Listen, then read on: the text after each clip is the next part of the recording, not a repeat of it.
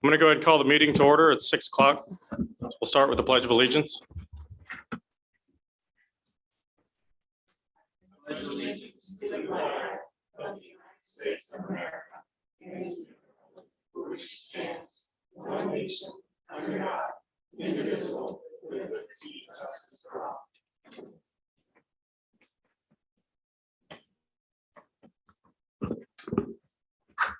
Okay, we're going to move into 1.1, recognition of standout students and staff.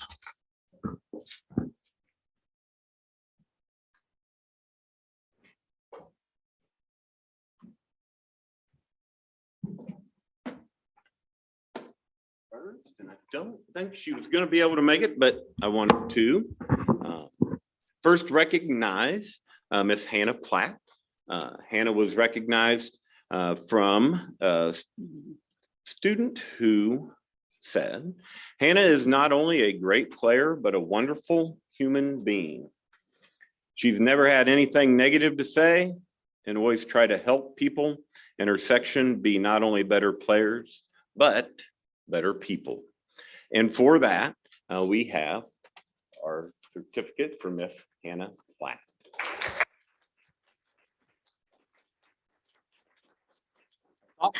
I thought her mom was coming.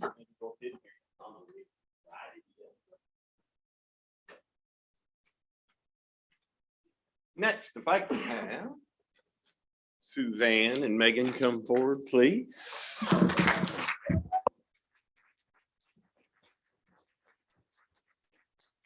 gonna have you hold it. Framed and everything, signed. Don't check if it's wet ink or dry ink. You can take it apart and check it out. Suzanne and Meghan have worked incredibly hard this year to implement a new STEM program for our K-5 students. This was from one of their colleagues. This program has positively impacted our students by exposing them to various science and mathematics concepts with a focus on hands-on learning. Perhaps more importantly, this program helps students develop critical thinking skills, enhances their creativity, and helps prepare them for a wide variety of future career paths like engineering, healthcare, and technology. On March 30th, Suzanne and Meghan helped organize a family STEM night at Lansing Intermediate School hosted by the PTA. This was a tremendous night of learning and fun for many of our Lansing elementary and intermediate school families. The amount of planning needed to ensure this success of the event included countless hours of prepping station activities and the materials needed for each build. In addition to the activities, there were professionals available to speak with families about their career in STEM fields. I'm not sure of the actual number, but I would guess that there were somewhere around 300 people in attendance. Please consider recognizing these wonderful educators for their hard work and dedication to the STEM program and for creating such a fantastic event of family engagement. And with that, we've got Suzanne and Meg.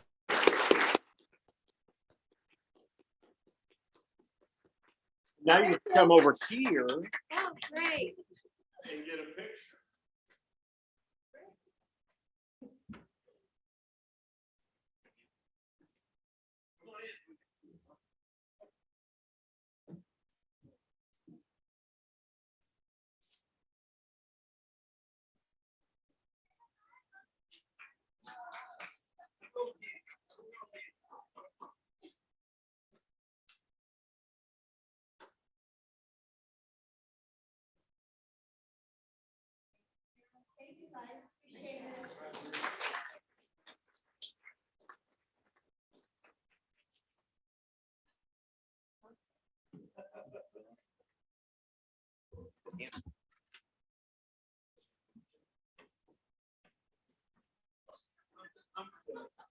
There you go.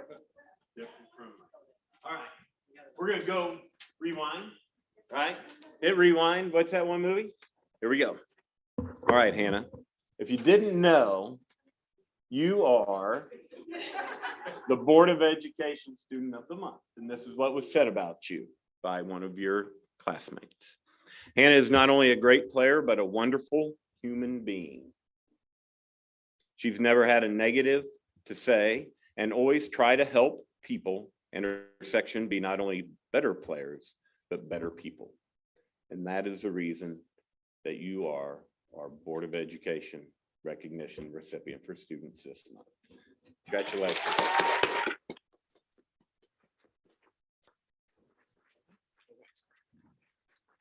Now we get to take a picture over here too. Before again, we're coming down one more time.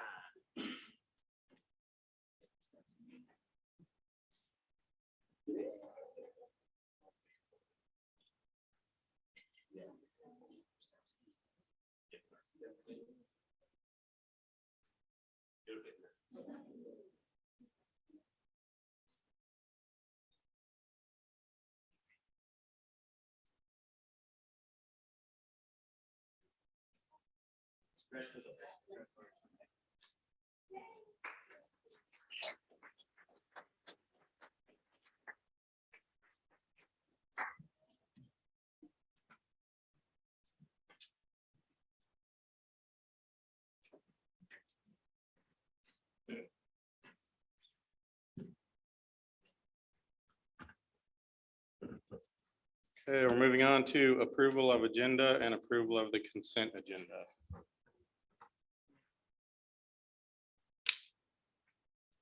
Make a motion to approve the agenda and the consent agenda.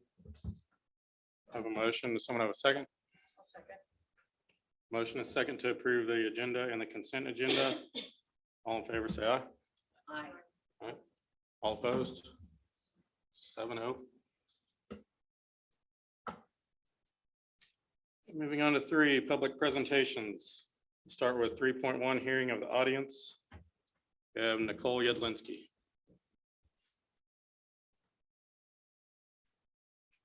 You'll have 2 minutes and I'll remind you about 1:45. You have 15 left. Nicole Yedlinski again. Yesterday was Easter and today I have hope. Our children are hurting, our teachers are distressed, and parents and citizens are concerned. You have let outside entities like KSBRC that are not congruent with our Lansing values have sway over you. I have hope that you, Carla, Mary, Amy, and Pete will realize you were elected due to concerns over how our schools were going to rebound after COVID. You were not given a mandate to promote authoritarian censorship. You do have a responsibility to listen. I have hope you will realize how much we love our public schools in Lansing. I have hope you will see how much we defend and support our teachers and staff. I have hope you will realize how destructive your current agenda is to our students, teachers, and staff. I have hope you will open your eyes to the mission of KSBRC, KPI, and 1776 Project PAC to divert taxpayer money from and degrade our public schools. If you believe in the agenda of these organizations, you can only either be a billionaire or a fool. All it would take is to look at your bank account to realize which category you fall in. If you cannot support the strategic plan that you helped to put together, as well as support our district's involvement with pro-public school organizations like KASB, I have hope that you, Carla, Pete, Amy, and Mary will resign from the school board effective immediately. Thank you.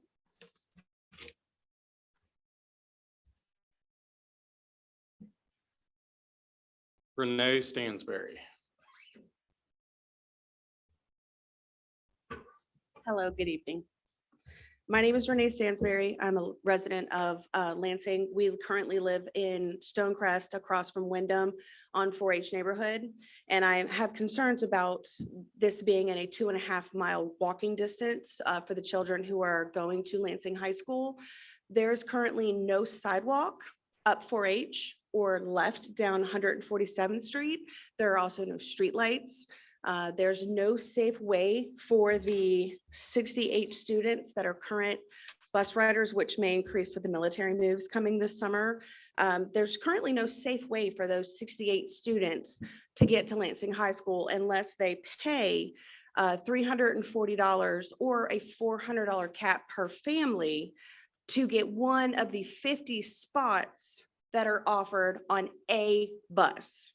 So of the 50 students that get there, 18 students are left to their own way to find a way up a dark -10 degree, because it's schools aren't closed when it's cold outside unless it's snowy. There are no lights on that road. So you've got a gaggle of children walking down a dark road in front yards and in ditches, and more than most likely the street, because it's safer and they're not going to be walking in someone's ditch. A car hits black ice on 147th, and you've got 18 stand-in ducks in a ditch trying to walk to Lansing High School because they cannot be seen. You cannot, there are no lights down that road. And more than most times, it's pitch black when you're walking to school because it's winter time a lot here. So I just, 15 seconds. I just would like the board to reconsider making Lansing High School a walking school district because there's not a safe way for our kids to get there. Thank you. Thank you. Vera Daniels.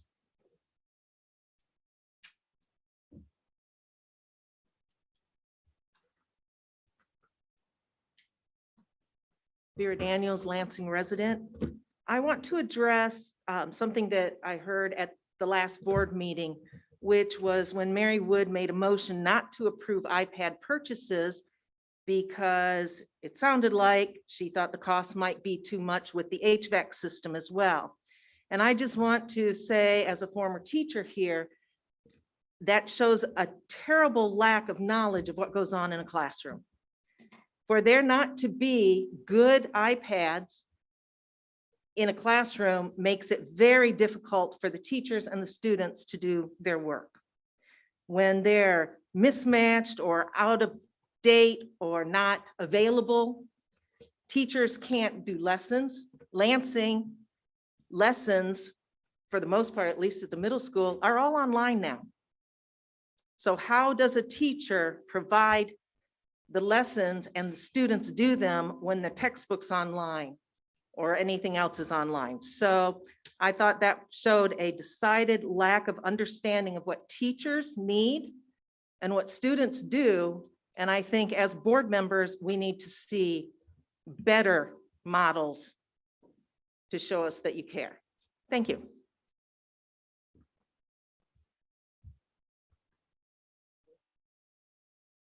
Okay, we're moving on. Moving on to 3.2. We have a LES playground update.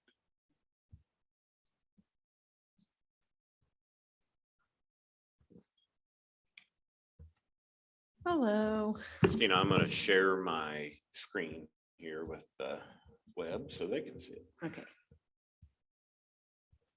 Got it, Chris? All right. Okay, so this is just a very brief update of what we have going on since my students came and presented to you all in January. We have developed a committee of people who are getting together, trying to move this project forward.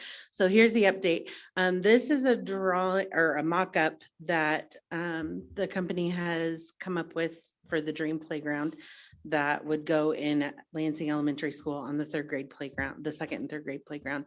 You can go ahead and push next. So we've named our project Inclusive and Accessible Playground Experiences. And we developed a mission statement, which is creating inclusive and accessible playground experiences for all. Our committee meets once a month to discuss, plan, and execute necessary steps to continue forward with the progression of the project. Subcommittees are becoming more established with goals, initiatives, and action items. The committee is made up of teachers, administrators, parents, and community members. I also have some of my students who have come to the meetings, as well as a 5th grade Girl Scout troop. Where we are now. So we are working with a variety of stakeholders, including local representatives, community members, businesses, and district facilities to work on this project. One initiative includes forming mutually beneficial partnerships with members of the community pool project. Both projects will benefit our community as families can enjoy the pool and playgrounds. We anticipate the project increasing revenue to the city as well as enticing people to visit Lansing by creating a one-of-a-kind destination experience for people with mobility differences. This last meeting that we had last Thursday, we wanted to talk about our priorities. And as selfish as I wanted to be with what my future students would be able to access, the committee voted and we decided that our biggest priority are my current third graders, the ones who came up with this problem and worked on it together. So we would like to see actually the LIS playground be done first, so that those kids who initiated this will have the opportunity to experience play with all of their peers before they go on to middle school and don't have recess anymore. We are working with district administration facilities and vendors to gather estimates for resurfacing the LIS playground, getting some inclusive play equipment and all related items for that build. Our hope and goal is for all playgrounds to be completed around the same time, but recognizing that LIS is our first priority. Micah, one of my students in my class who does have a mobility difference, he was here in January. It was his birthday last week. And my students are constantly still asking me what's going on with the playground, where's it at, how's it going? And this is just showing you the heart of my students. One of the kids made Micah a birthday card last week that said, "We are still working on the playground. We will build you this playground." So my students are very determined to make sure that all kids have the ability to play in the very near future, because not accessible is not acceptable. That's all I have for you today, except one more slide. There is a QR code. Thank you, Sharon, for creating that QR code. If you would like to donate to the playground fund, there's that. There's also a link still on the district website where you can make a donation for that. And it is our hope as a committee for me to be able to come back within a couple months, I think, and bring some of my kiddos back with me and share our big presentation of what we have, being able to move forward and asking stakeholders for money, so for programs. Mhm.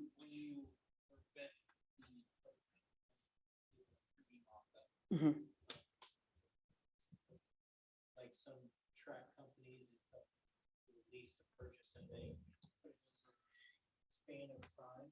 That would be a question for Dr. Kolb, because she's the one who's working with them. One of those things to look at for smaller increments. I know that they have given us, we have another slideshow that we're working on right now for next time we present, but there's, that's got all the money stuff in it, and it's got, cost if we have them demo and take out everything, cost if it's just the build portion. There's lots of different numbers that's included in that. I'm looking at another member of the playground committee. It was just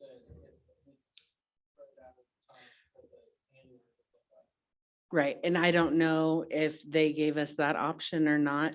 We've not discussed that, but that is a good question that I can find the answer to and see if we can figure that out. But yeah, that's what I have. Any other questions? Awesome. Thank you. Thank you.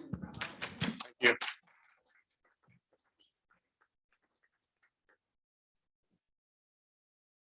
Okay, next is financing analysis. Greg Vahrenburg's here to go over some possible bond talk. Good evening, everyone. Greg Vahrenburg with Raymond James. Been fortunate to work with the district for probably 20 years now on your financings, primarily on bond issues, but tying into the last discussion, we also help school districts when they're looking at lease purchase financing. And oddly enough, we just completed a lease financing for another school district today, 20-year financing at a 3.78% interest rate. So if you're thinking about larger projects that are typically financed through a bond election, I want to walk you through some of those calculations this evening. But there are also financing opportunities for smaller projects that you may be considering. And during the time that I've worked with the district, we've had these periodic updates where we'll give you an update on the outstanding bonds, some calculations of what you could potentially consider for a new project, and then what the impact on the mill levy would be. Many of you may recall I met with the board on August 8th, and we ran some calculations at that point in time. We looked at a 10, 15, and 20-year repayment of a bond issue, and then we would wrap the payments on the new bonds around the outstanding bonds that you have in place to minimize the impact on the mill levy. And oftentimes, and unfortunately for you, oftentimes you can layer in a new bond issue, wrap the payments around your outstanding bonds, still keep it at a shorter repayment period, and not require a mill levy increase. And so that's what we've done again this evening, is we've updated our calculations on the no mill levy increase scenarios for you. And just to refresh your memory, when we looked at this last August, a 10-year repayment period, which is considered pretty quick, very short for a school bond issue. You could borrow 6.4 million and keep the mill levy the same. We also ran 15-year, that was a $7.2 million issue at that point in time. And then we also ran a 20-year scenario, and we were showing the district could consider 15.4 million of additional bonds using that no mill levy increase approach. So the good news is there's been a couple of things that are favorable for the district, and the calculations today are a little better than those we looked at last August. But to keep it applicable to what we shared with you previously, we're again showing you the 10, 15, and 20-year repayments. But anytime we prepare a financing analysis, we're really looking at some of the assumptions first to determine how that's going to impact where the mill levy would be set or how much you could borrow. And there's really three key factors that you're thinking about that impacted a school district bond issue. One, what is your assessed valuation and what has been the growth trend for that? Two, what level of state aid are you getting? And then three, what are the interest rates or the borrowing cost? What would that be for the district? So from the assessed valuation perspective, as you probably know, going through the budget process last summer, you had a very nice increase in assessed valuation, really, 2 years in a row with above average increases. The most recent increase in assessed valuation was about 13%. Prior to that, it was 8.04%. And when you look at the trend over a longer period of time, the last 10 years, your assessed valuation growth rate has been about 4.3% per year. In our analysis, we're using a 3% growth rate. So we feel like we're close, but still a little bit conservative on that assessed valuation, and definitely below where you've been in some of the recent years. But then we also look at the state aid, and state aid has been in place since the school finance formula was put in place in 1992, but there's been a couple of changes along the way. Prior to 2015, any bond election that was completed prior to that time gets a higher percentage of state aid. That percentage can change each year, but the formula is still set in place on how that percentage is calculated. So right now you're getting a 54% state aid. And we've been in touch with the State Department of Education. They're getting close to coming up with some estimates on what the percentage will be for this upcoming budget cycle. We don't have those just yet, but we hope to see those soon. But again, you're getting 54% state aid on pre-2015 bond elections. And then any bond election you would have, now moving forward, under the current percentages, you would be getting 15% state aid. And that's a percentage of not just the principal amount you borrow, but also the interest on the bonds. So it's total principal and interest multiplied by that state aid percentage gives you the portion paid by the state of Kansas. The balance then is paid by local taxpayers. So we've had favorable increases in assessed valuation. The state aid percentages have changed a little bit in recent years, but not dramatically from one year to the next. And then I'll talk about interest rates here in just a second. But one of the other things too, as we were pulling together information on this update, was looking at the mill levy history for the district. And when you look at where has the mill levy been over the last 10 years, I think it's important to note a couple of things. When we go back to the larger bond election that had helped you with, we were thinking the mill levy was going to be, 18 to 19 mil range. And that is where it started out, but it's declined since then. It was at its highest point of 19.006 mils. And then now it's down to about 15.6 mils. And then when you look at the overall mill levy of the school district, what has happened over the last 10 years, 61.8 mils. Now you're at about 57.3 mils. So you've had a decline of about 4.5 mils over the last 10 years. And I think that's important to remind the community and show that large bond election where we were projecting a higher mill levy, and we projected it using conservative assumptions, it would stay in that 18 to 19 mil range. But we knew that if you had a favorable growth in assessed valuation and opportunities to capture savings from bond refinancings, that would help lower that mill levy. So it's nice to see that mill levy now down closer to 15.6 mils, when we had shared with the community that during the election that we thought that was going to be closer to 18 to 19 mils. So then the last variable that I had mentioned was the interest rates. And it's interesting what has been happening in the bond market. For most people, when you see the headlines of the Federal Reserve raising short-term rates and you think, okay, all interest rates must be going up.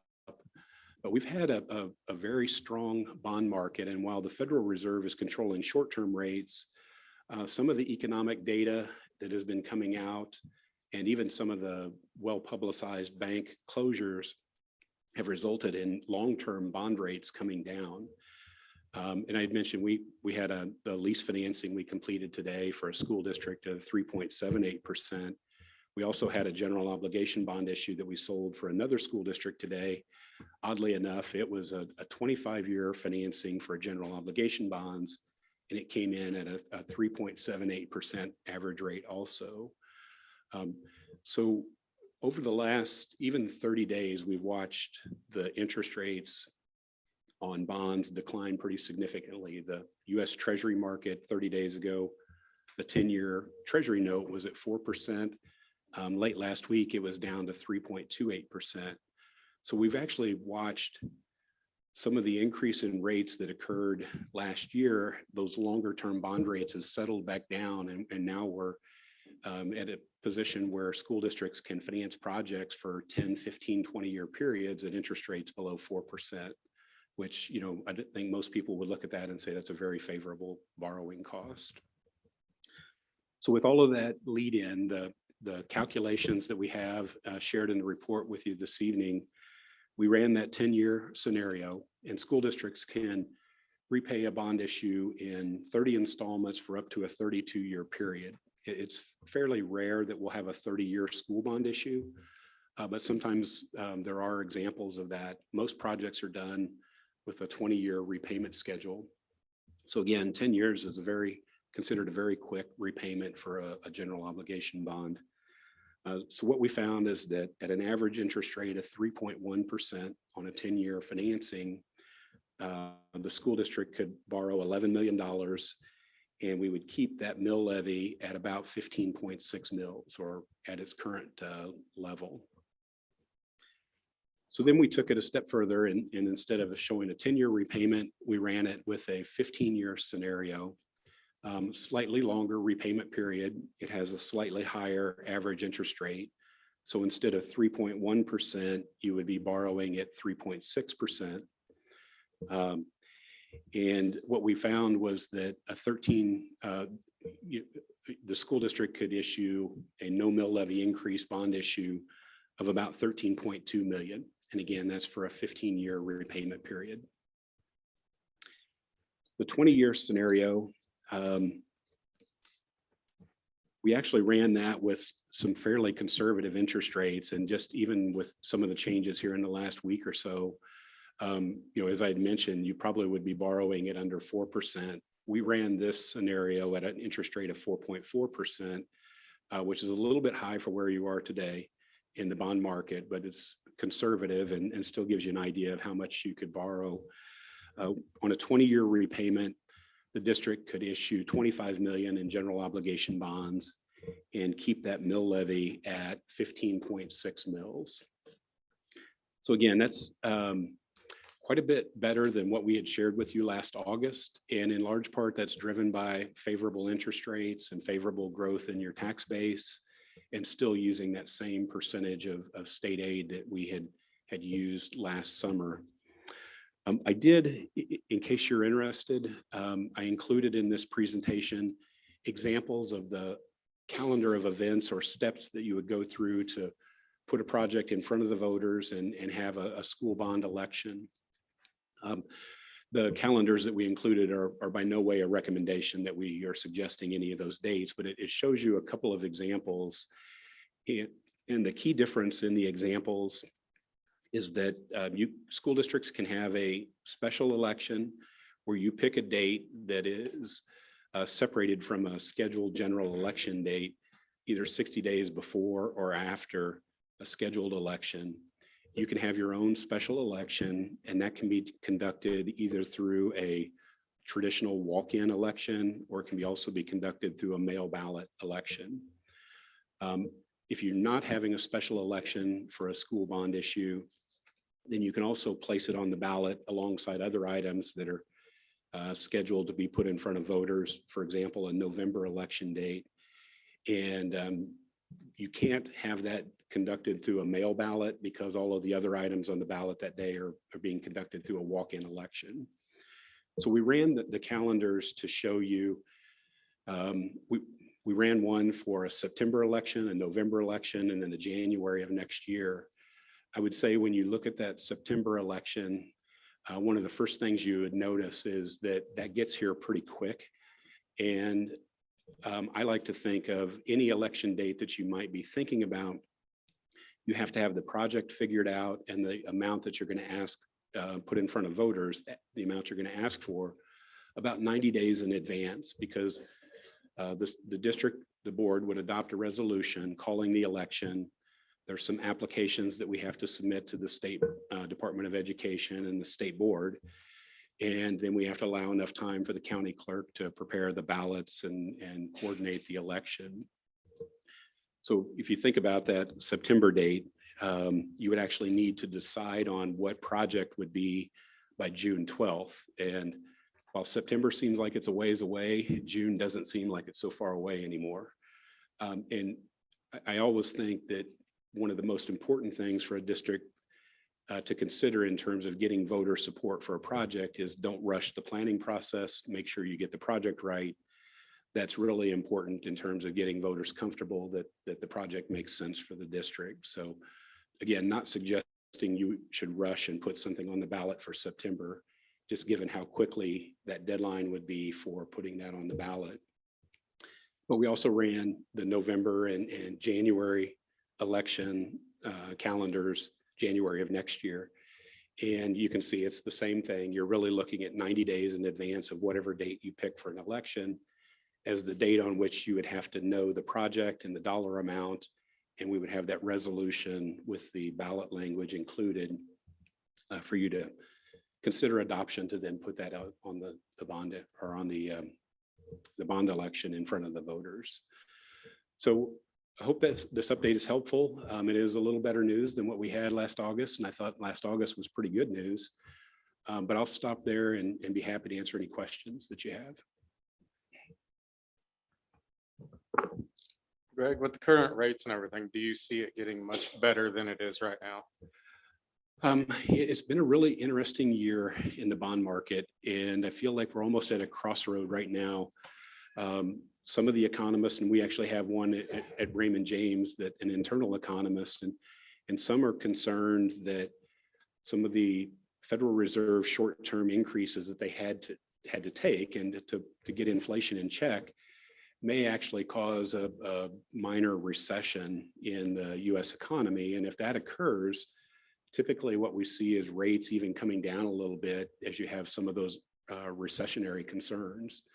What caused rates to go up was inflation. And as you can imagine, for a bond investor that's investing in, let's say, a 20-year bond issue, if you're getting a 4% return on your investment and inflation's at 5, 6, 7%, then you're losing ground on your investment. So if we have another round of inflationary data coming out this week, and I think the bond market is really anxious to see, is inflation concern cooling down?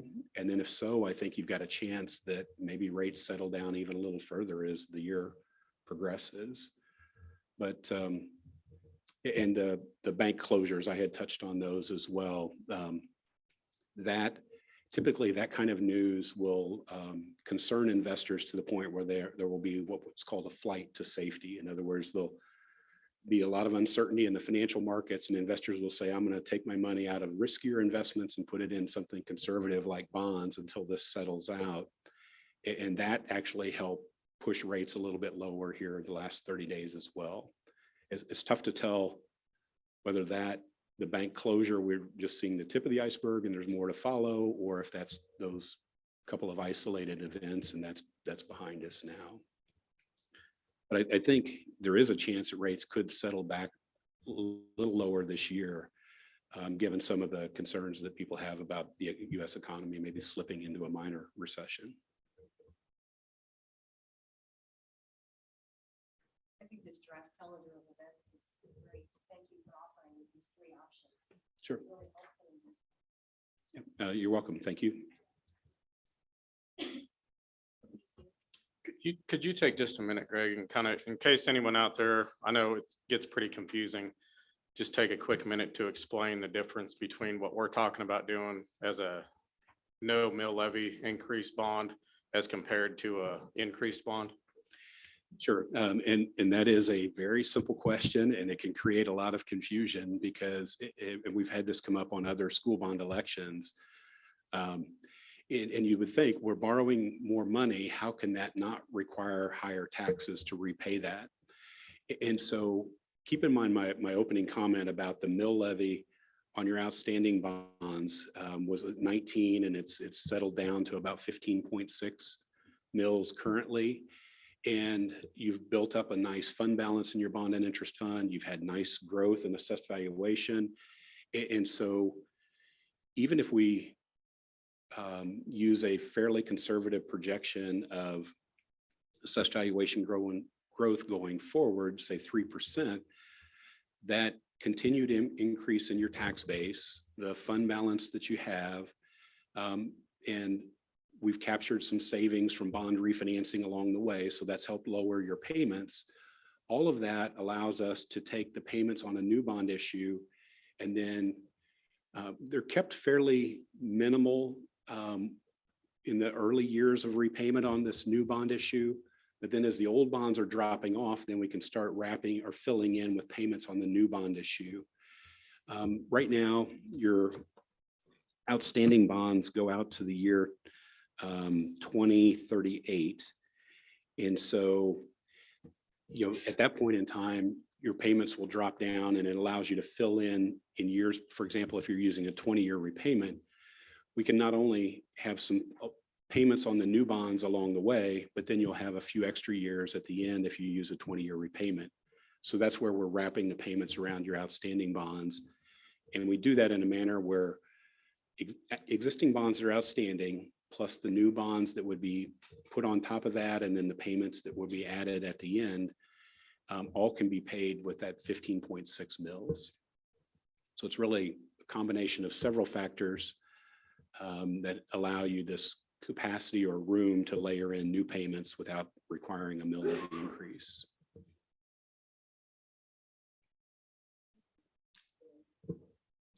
I know that's a complicated question. I probably didn't do the best job of answering that, but it really is, you're in a fortunate position because you have some capacity that's been generated from all of those factors I had mentioned.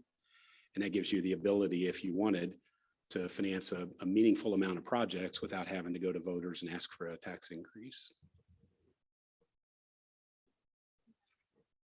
Mhm.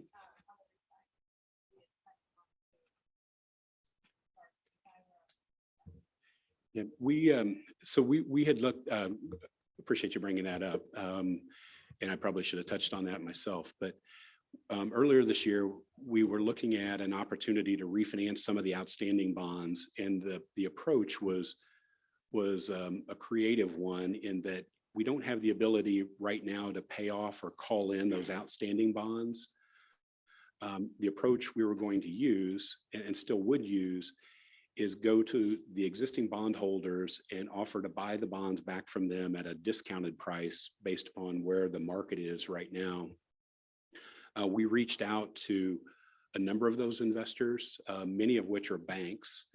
And a lot of the banks were saying to sell their bonds to the district, or what we call tender the bonds to the district so we could sell new bonds at a lower rate, pay off the bonds that they were tendering to the district. They would have to take a loss on their books to tender them early, and the banks were hesitant to do that.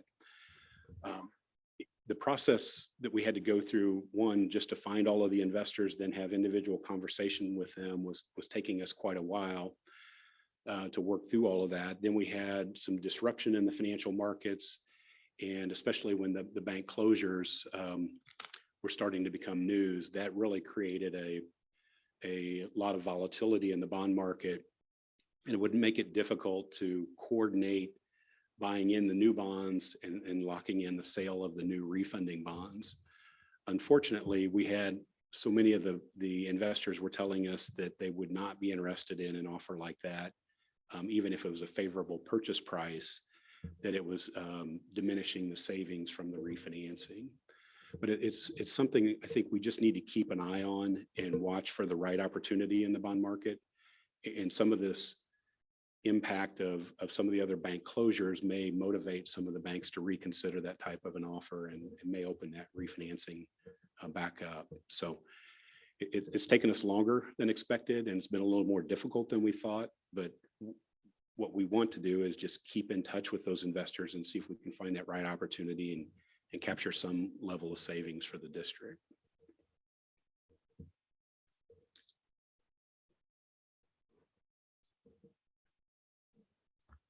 All right, thank you, Greg. Appreciate it. Thank you very much.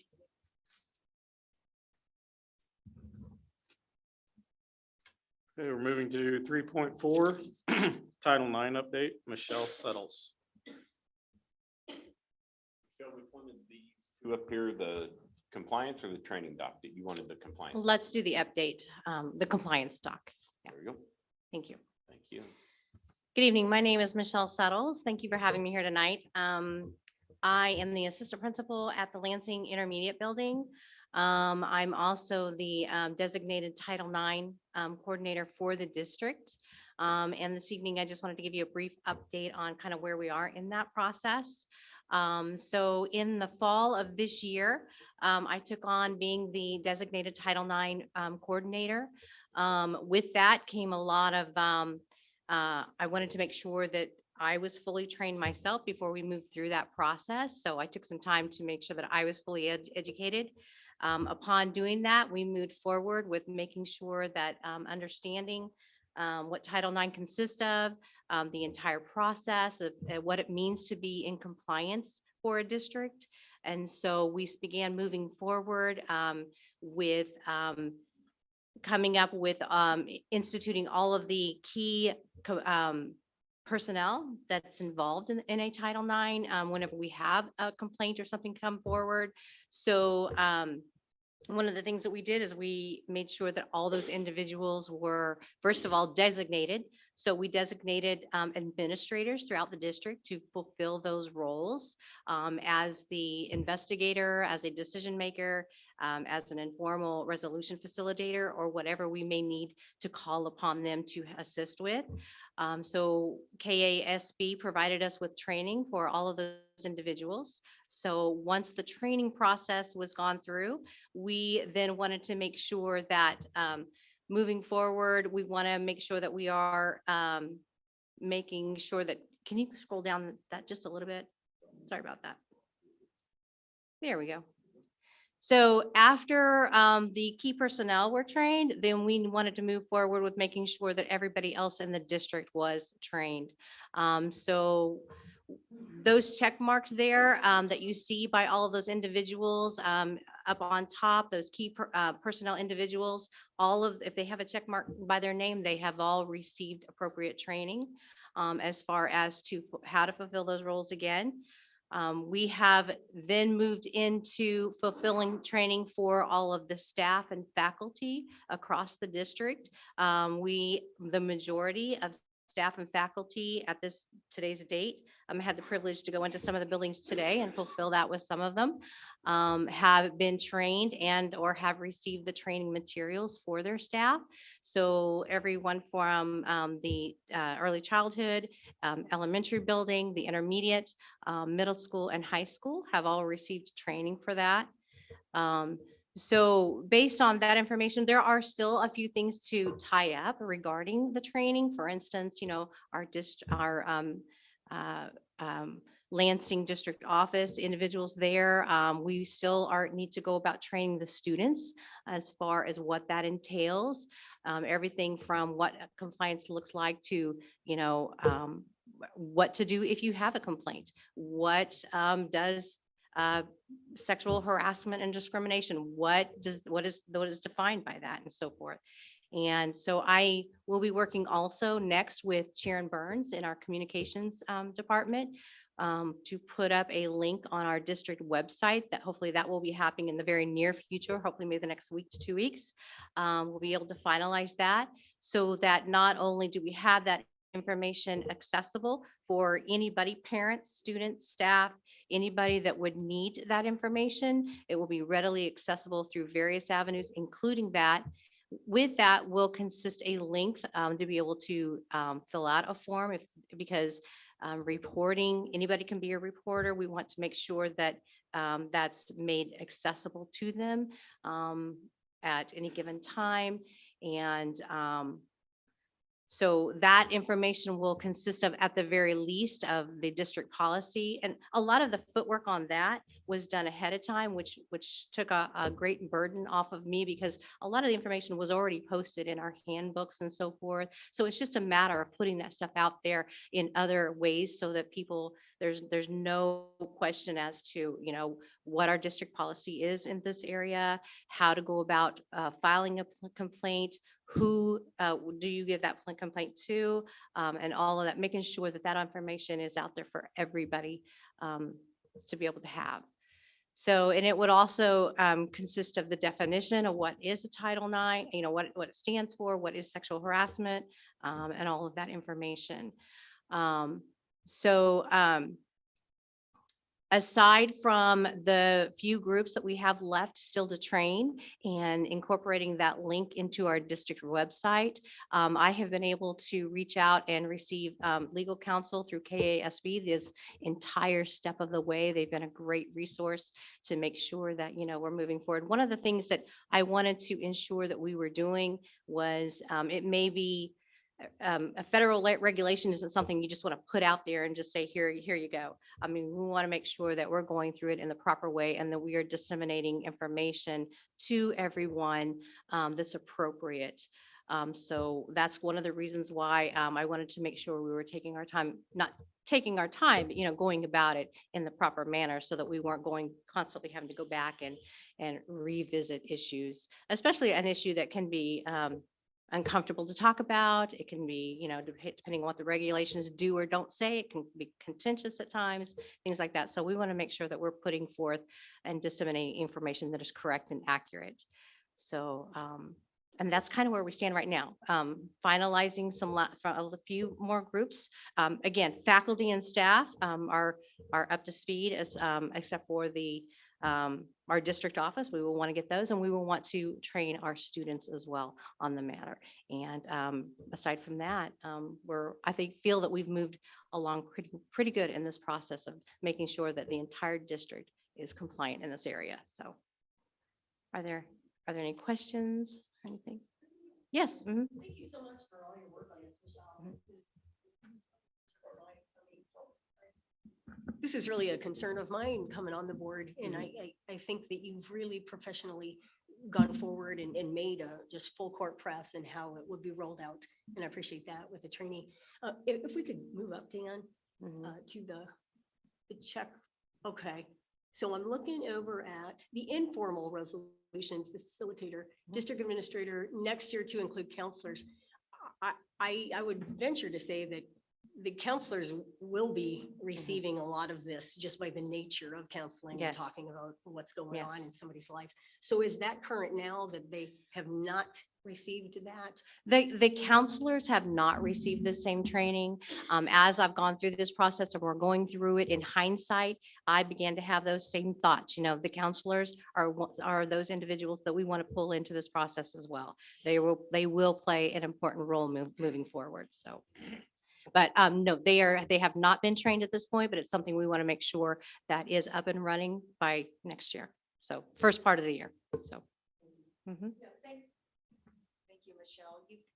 Thank you, Michelle. You've really done a professional job of handling the on-take of this job. It's been a big responsibility. And I can imagine speaking for the whole board, we want to thank you because it sounds like you've done a great job and very well professionally done. Thank you. I appreciate that. Thank you. Thank you One so other, much. one other thing I'd like to mention, if I may, I have provided a link there that goes over the exact PowerPoint that I am utilizing in the training sessions that I'm going over with staff. Again, like I said, I've had the privilege just today to visit some of those buildings, the middle school and the high school today to provide that training. So this information comes directly through the guidance of KASB, as well as another a couple other entities that I've taken that information from to make sure that we are, again, not only being accurate in what we say, but we're also putting everything out there that needs to be out there. So that we're all on the same page. So. This is how we protect our workforce. Mhm. This is how. Thank you.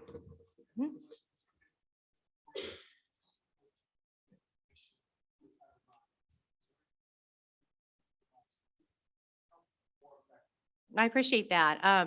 I wouldn't say that there's anything that comes to mind currently, but again, as we continue to move through this process, and it's not a matter of if, it's going to be a matter of when complaints come in. As we continue to move through that, there may be some things that come up. So I do appreciate that. So. Great, thanks. Thank you. 4.1, district financial information.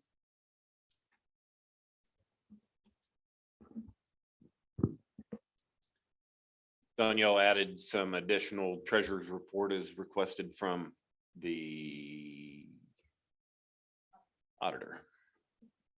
Sorry about that.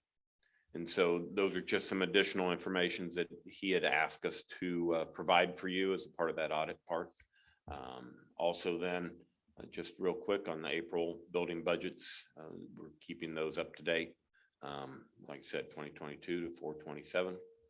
Any questions about those? And then also the projections. And this is something that I know were conversations, operating fund balance history, reminder, capital, sped, and contingency. Those are all three are things that are operating funds that we can carry over, and we can hold on to that as cash, obviously. Right now, our projected, notice that we were at just 4 years ago, 2019, 2020, 388,098. We jumped to 627, and then last year 665, and then our projection this year is to end right at about 905. One of the things that we've been talking about a lot also, I know, is that total fund balance includes bond and interest, and that's our total cash on hand. So when we have a calendar of events that when we get funds from the state, and sometimes those funds are different than when we spend them. And I think that that's an important part to remember. Just so you have that cash on hand so you can continue to make your payroll, even when the state doesn't send you all your money when it seems like they should. We haven't missed state payments for quite some time, knock on wood, and hopefully we'll continue that way. But that's why it's also important to have that total fund balance, including bond and interest, as cash on hand. This number right here, that 905, is money that we can carry over from year to year. And like I said, over the last 4 years, we've made some growth in that. And we need to continue to do that as a district. Any questions about that information?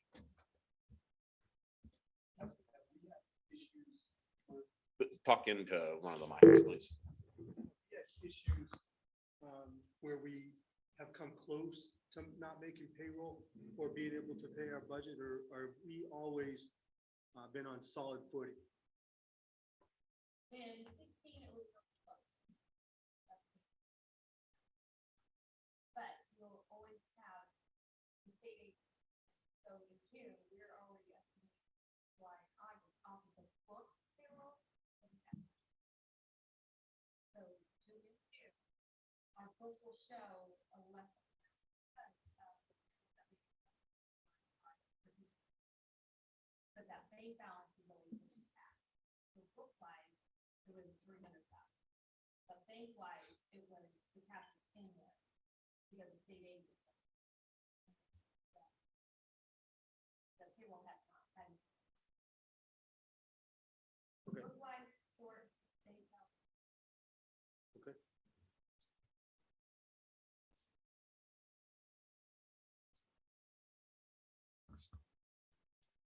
Okay, if we don't have any more questions on that, we'll move on to department reports.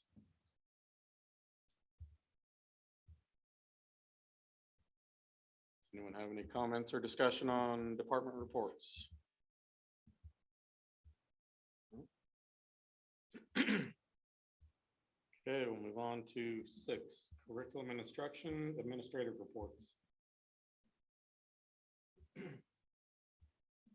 Any comments? Okay. We'll move on to new Board of Education business. We have Marcia Weissman here for some KASB board training, and the point of this is just for some refresher for everyone at the board, and also so everyone in the community and staff and everyone has an idea of the guidelines that are supposed to be followed and how the rules we can follow and don't have, how the rules we need to follow them, and the stipulations where it may look like it's not being followed, but it actually is.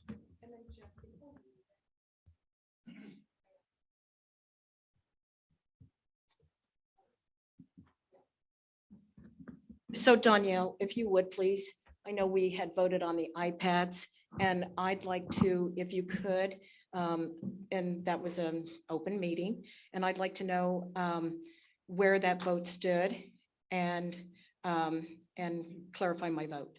Because this is live streamed, and when there are maybe rumors instead of facts going out, you know, there are people watching, people that voted me into office, and whatever, but I just want that clarified, please. It was on the agenda for March and it was tabled for discussion to bring back to the March or to the last work session that we just had 2 weeks ago. And it was approved 6-1 with Mr. Robinson opposing. So it did pass. So that was, I did not vote against approving the iPads. Thank you. I just wanted to make that clarified, that we have facts over rumors.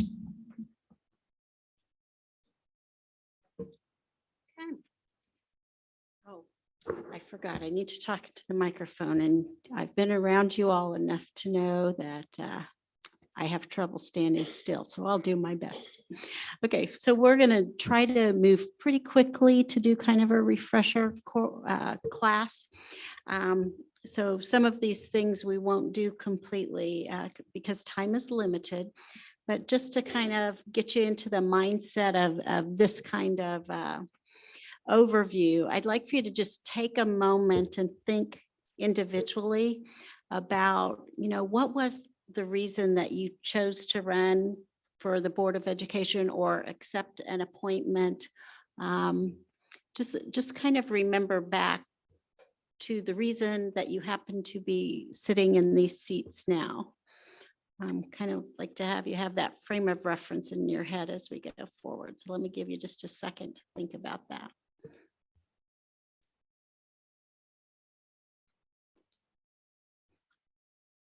Okay, hopefully we've kind of grounded that. anytime that we do board development, we always have to bring out the fire tower. So I didn't check to see how many of you had your eyes rolling because you've seen and heard me talk about this so many times. But just in shorthand, we always want to say, remember the fire tower. So as a Board of Education, your role is to stay at the top of the fire tower, because then you can see for large distances, you can see what's going on. What happens sometimes, and this goes back to what I had you just thinking about, why did you choose to be on the board? Sometimes we get so passionate about those reasons that drove us in the first place to be on the board that it's really easy to kind of jump down and get on the fire truck and try to help put out the fire, because we care about those things that are happening down there on the ground so much that we have to sometimes kind of resist. And in order for the school district to get the best benefit of your governance, we like to remind you to stay at the top of the fire tower so that you can see everything. Because when you're in that truck fighting the fire, you can only see what's right in front of you. And you can't see how everything's working together to impact what's happening.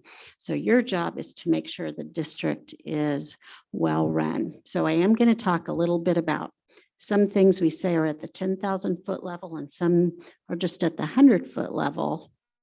But we're going to try to have you always kind of above that so you can see what's happening in the district. So effective boards and boards that function well together do make a difference. And there are three components or aspects that we look at. One is maintaining high expectations. And maybe it's overused, but there's nothing sadder than the idea that the adults and the people that are in charge reduce their expectations of what our kids can do.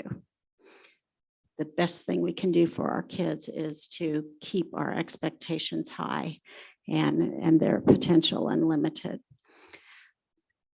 Accountability. And so that's accountability for ourselves as board members, accountability for our staff. We'll go into more detail on all of these areas. And then to be effective in terms of functioning, working collaboratively and building trust. So we'll talk a lot more about that. So this is what we've identified through the research that are the 8 characteristics to really be able to work effectively. And I'm going to break this down as we go on. We break them into 3 categories. That top one related to high expectations. The middle one related to student achievement. And then that bottom section, those characteristics are related to the trust and collaboration and the functioning with each other as a team. So what is absolutely clear as we look at correlational data, that boards that function well have a direct correlation to higher student achievement. So it matters. So once again, we're doing a quick refresher and we don't have lots of time. So I'm going to have you just do some things individually that I sometimes have you interact with each other to do. But just think for a minute, what is a fundamental that you think is important to being a good functioning board member from kind of an individual perspective? And then I'll see if I can get a couple of you to share.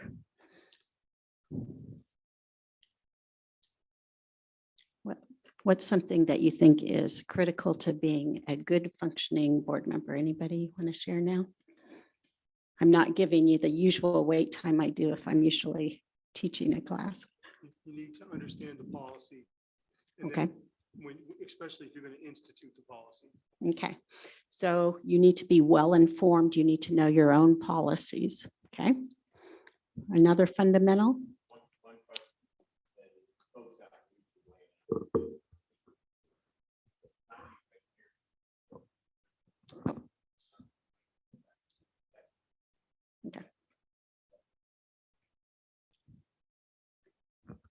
You need to be a good listener. Okay, listening skills tightly related to part of the communication skills. Yes. Maybe one more fundamental. One board member does not act alone. Okay, so individually, you don't govern, but collectively as a group, you provide governance for the district. So we'll talk about that some more. So let me put all of these up here at once. So this goes back to high expectations that we keep at the forefront what our focus is. As you think about work you've done with your strategic plan, that you value and you support and that you advocate for public education, respecting the differences of personalities and styles, the way people communicate and interact. And that's really important that among the 7 of you, that you see your differences in styles. With some boards that I've worked with, we've actually done some assessments, and it kind of causes some lights to go off for some people when they have a better understanding of someone else's preferences in terms of how they get information and the kind of information and how they communicate. Respect is often demonstrated through the way we interact with each other, excuse me. And, excuse me, I moved my water. Then confidentiality will touch quite a bit more.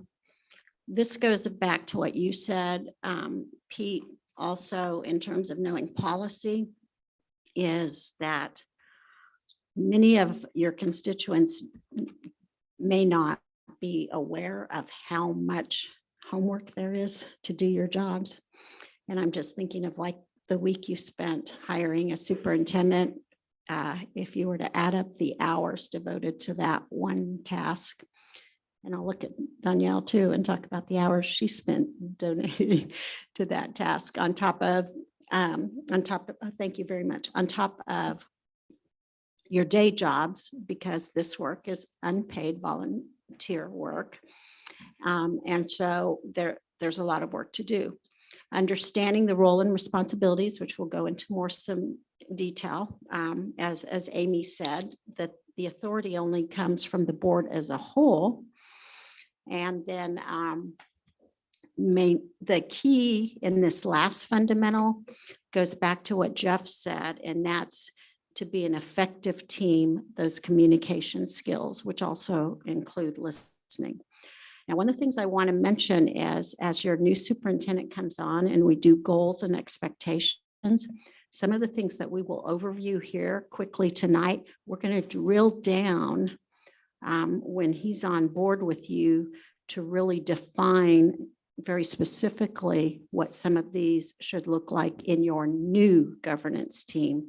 As you change superintendents, you're reforming as a team. Okay, so this is once again the governance clock that we always talk about. So there are probably some eyes rolling if you've gone to lots of trainings and you've seen this a lot.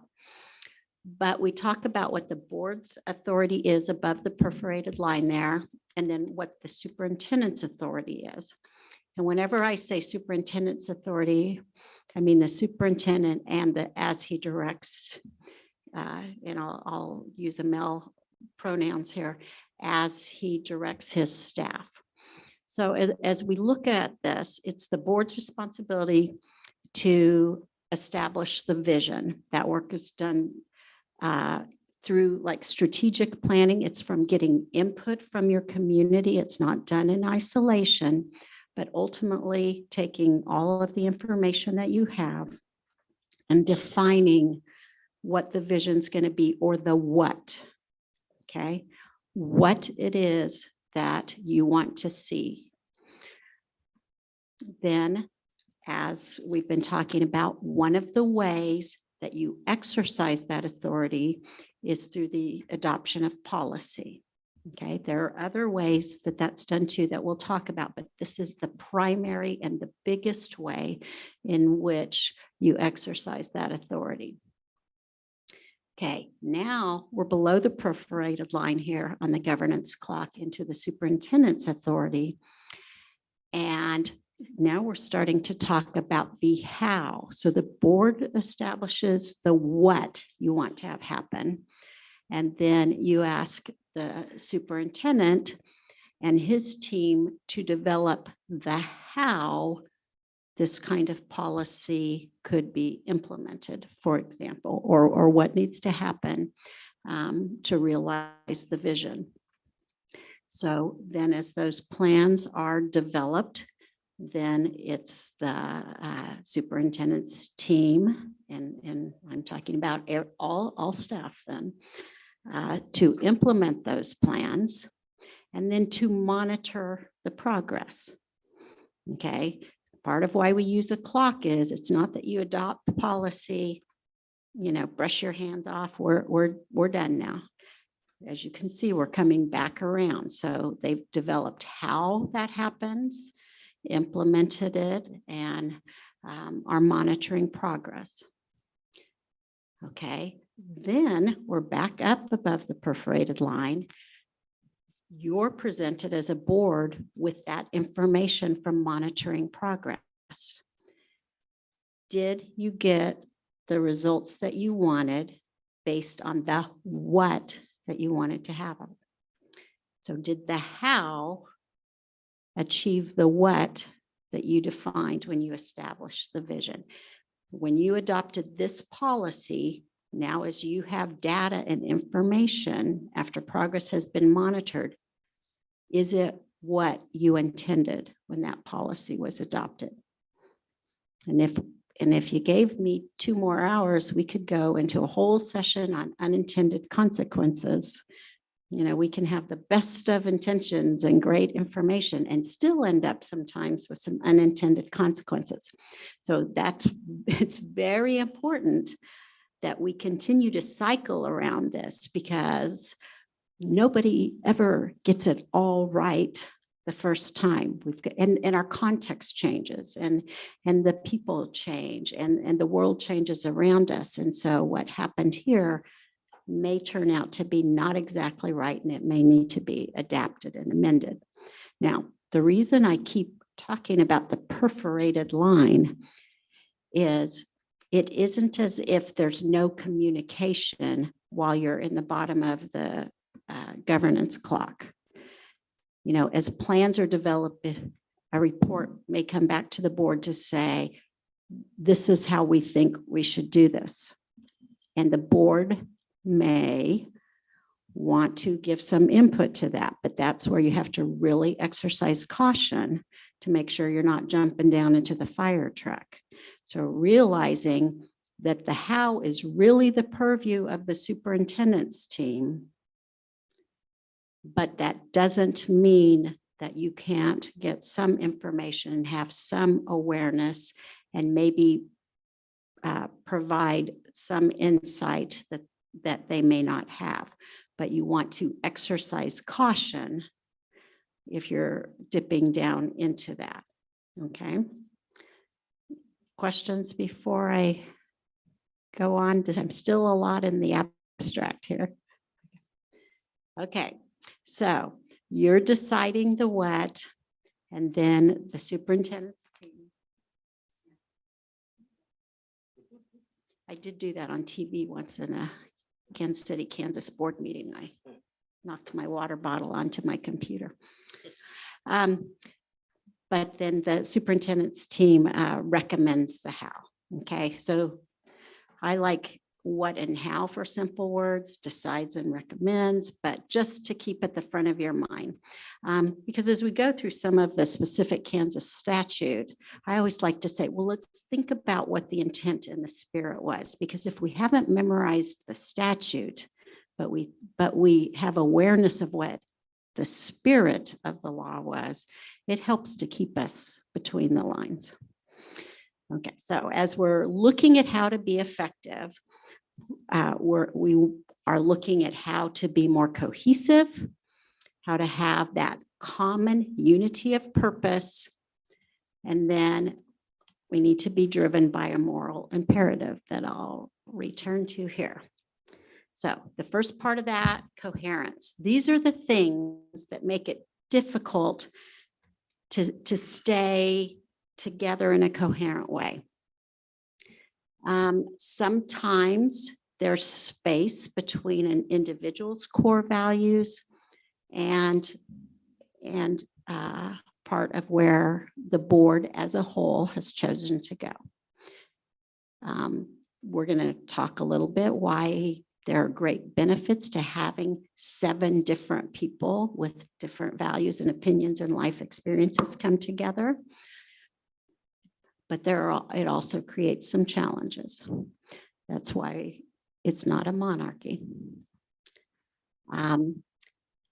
It's really easy to fall under that perforated line and want to micromanage, because you can just see right in front of you something that could be done to make it better.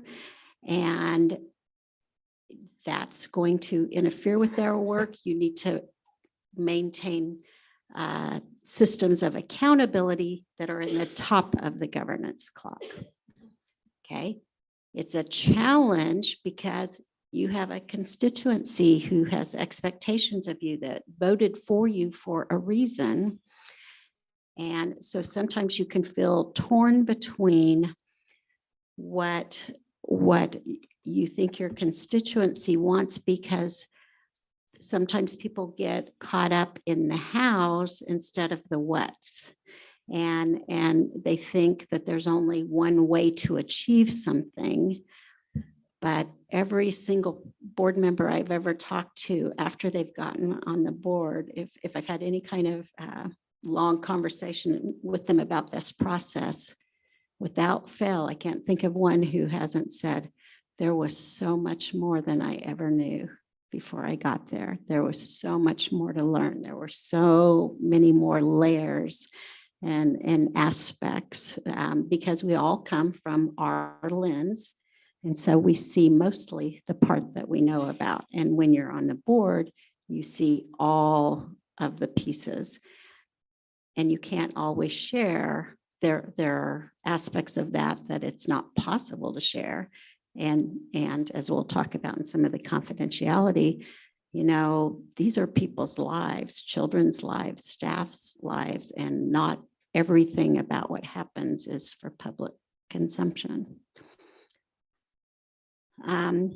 It's a challenge to realize there are so many different aspects and needs. So there's a single vision, but sometimes you'll have a board member who may be pretty focused on one agenda, and it's harder to come together if we had 7 single agendas and no singular purpose.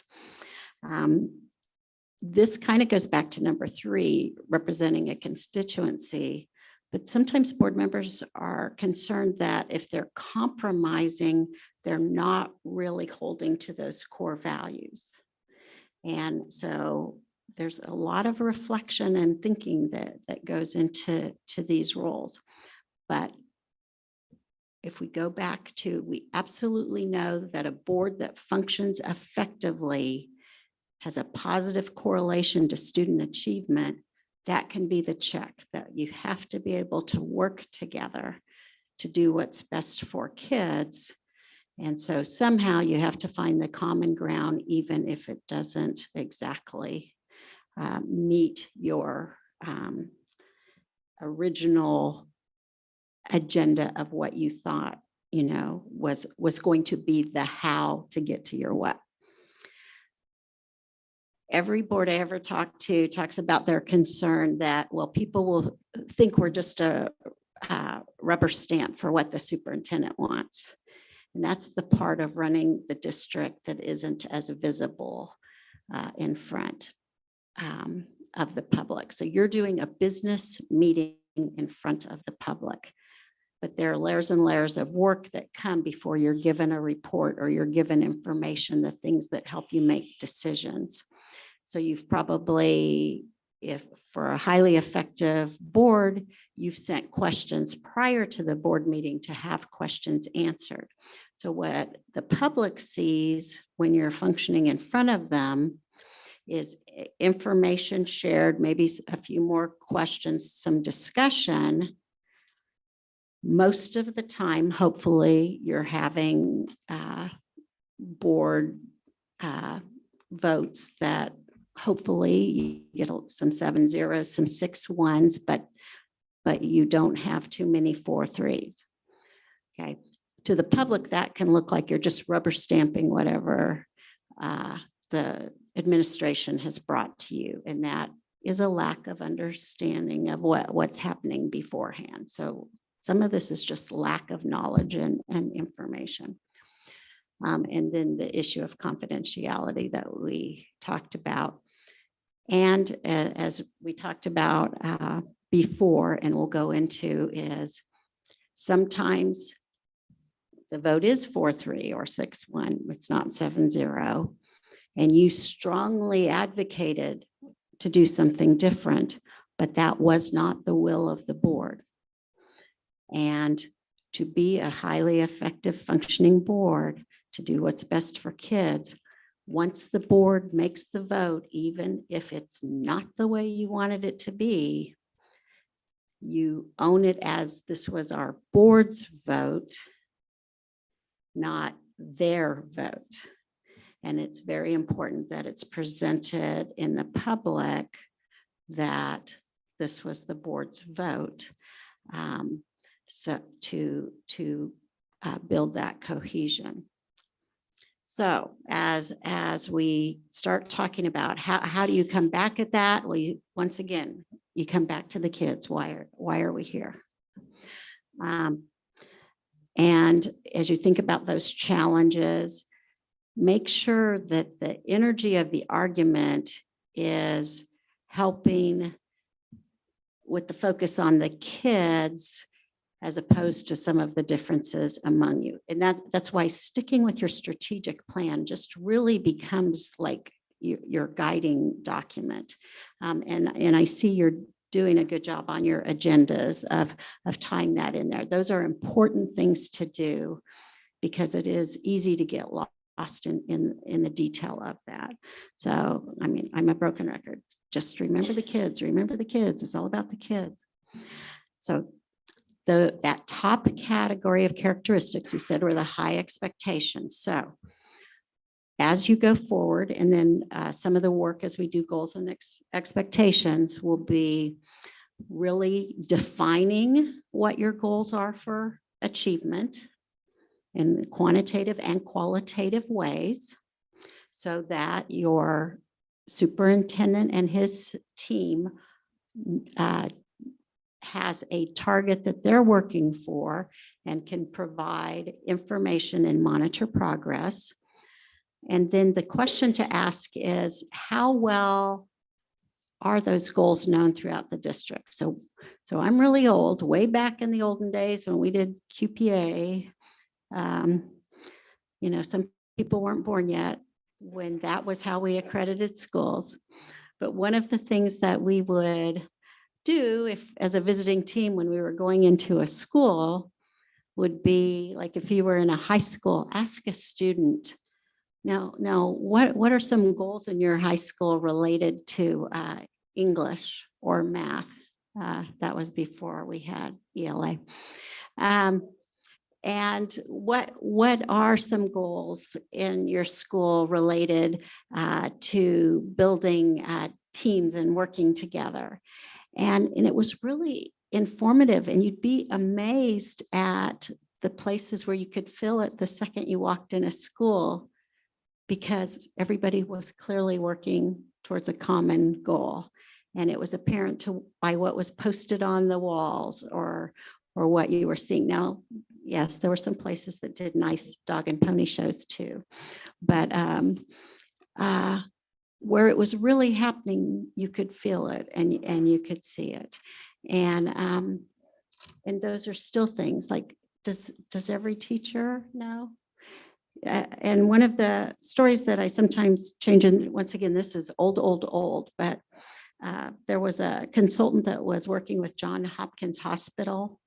And this was back in the days of just kind of Deming's work and looking at quality management. And he walked into the hospital and there was a guy that was mopping the floor. And he walked up to the guy and he said, "What is it that you do here?" And he said, "Oh, well, we save lives." It's a simple story. I tell it all the time, but I think it's profound because it shows that every person in that organization knew why they were there and what they wanted to accomplish. And I think, in the most well-run school district, if you're driving the bus, if you're serving lunch, if you're teaching first graders, you know why you're there and what it is that you want to do, and you're all pulling together to make it happen. So that becomes a key part of it, that the board drives and sets that expectation that we want everyone to know. And this is kind of that moral imperative that we say, you need cohesion and you need to just have that commitment that all students can learn to their potential. Everyone can continue to learn. And that's how we spend our energy. So going into this mindset, and I am being the broken record, but you've already had some evidence on this tonight, going back to how you build accountability then. So the flip side of this is staying up here in this firehouse, then how do you, as a board representing the district, make yourselves accountable to the community in terms of this is what we're doing for kids. These are the results. So kind of some of the ways that you begin your board meetings where you're sharing those positive stories, but also in the numbers. I was here one night when you were having curriculum reports done, and they were coming in and sharing the data. How as a board you're holding staff accountable for that kind of data that was presented to you, and then you make that known in the community so people can see what good things are happening for kids. Sometimes I get ahead of myself here. Okay, so what's the flip side of this? So sometimes it's what's the negative exemplar? So if you're not doing all those warm, fuzzy kumbaya things I was just talking about, what does it look like? I'm sure you haven't seen it in Lansing, but have you heard about other districts where the board isn't informed or focused?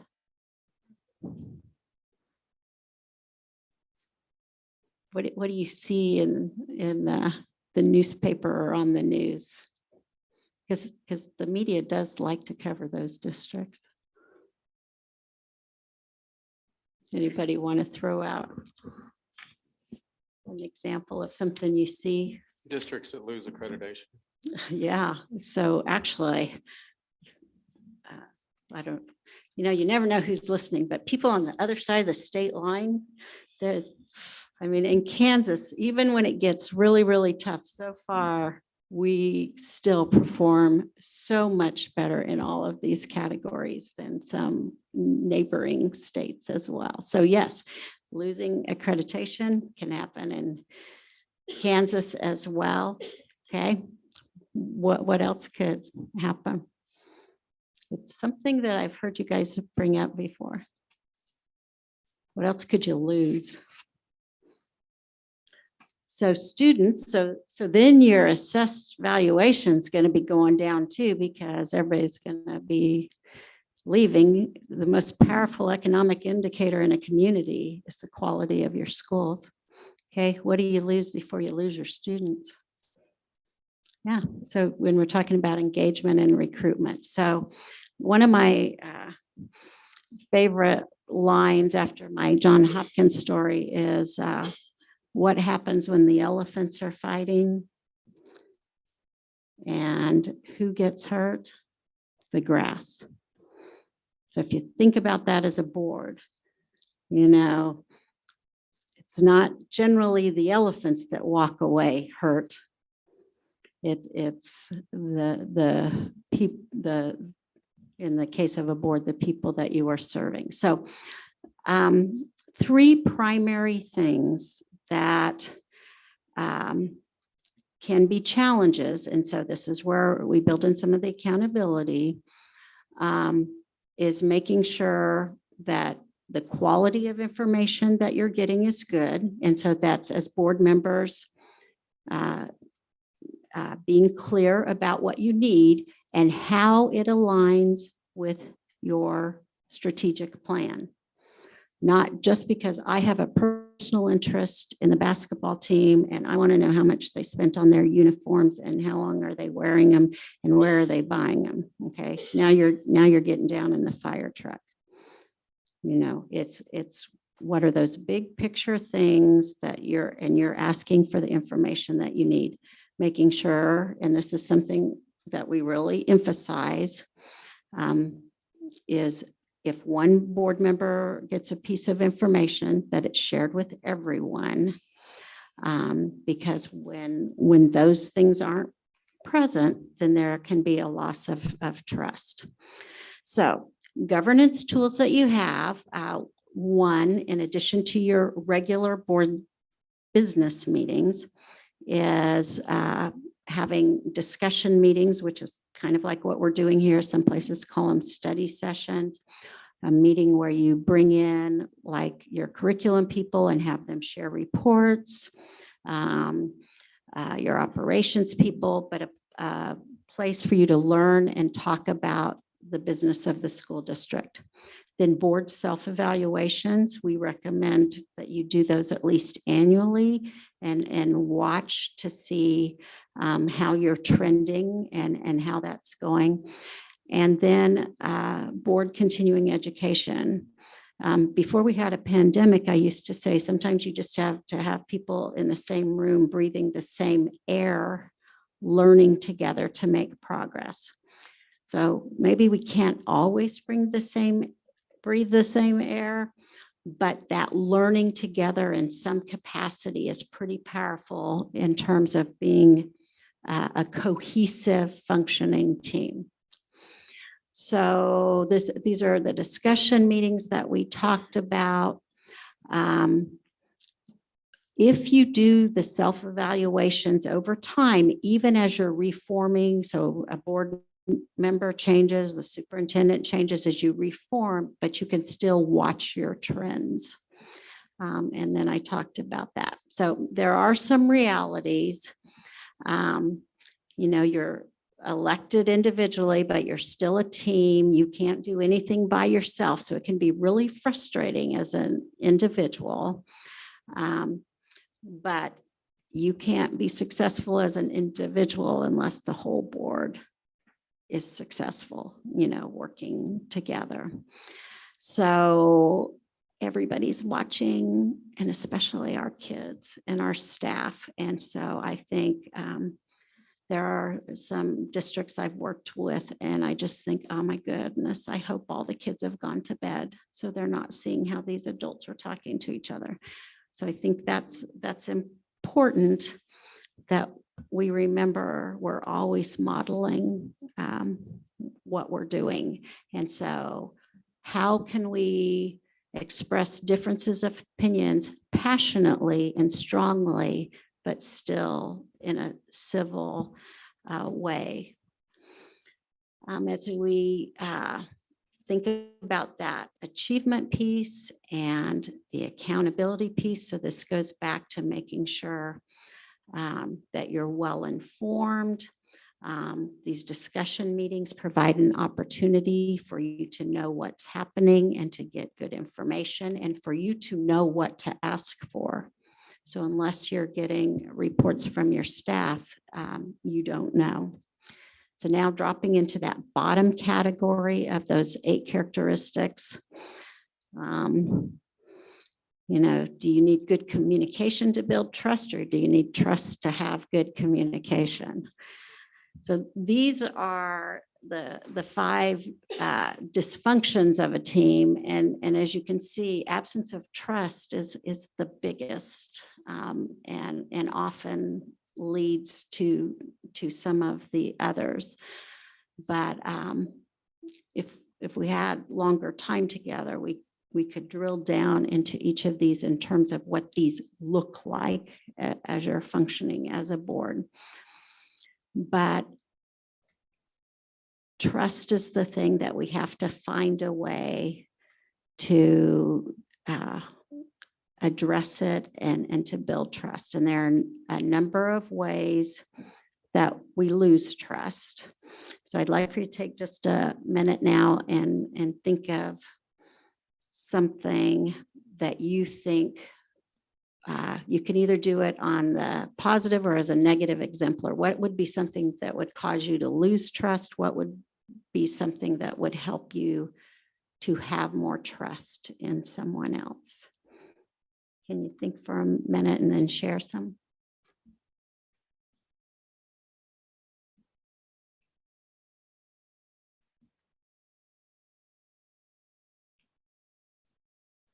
Anybody willing to share?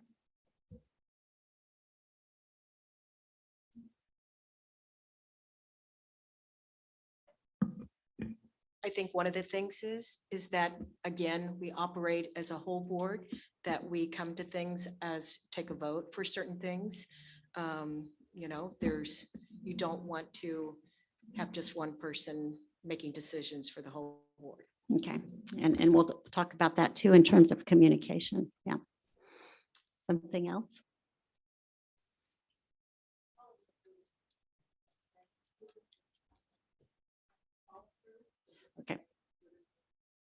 Okay. So it's hard to trust someone who doesn't follow through with what they say they're going to do. Okay. And anything else? Another example?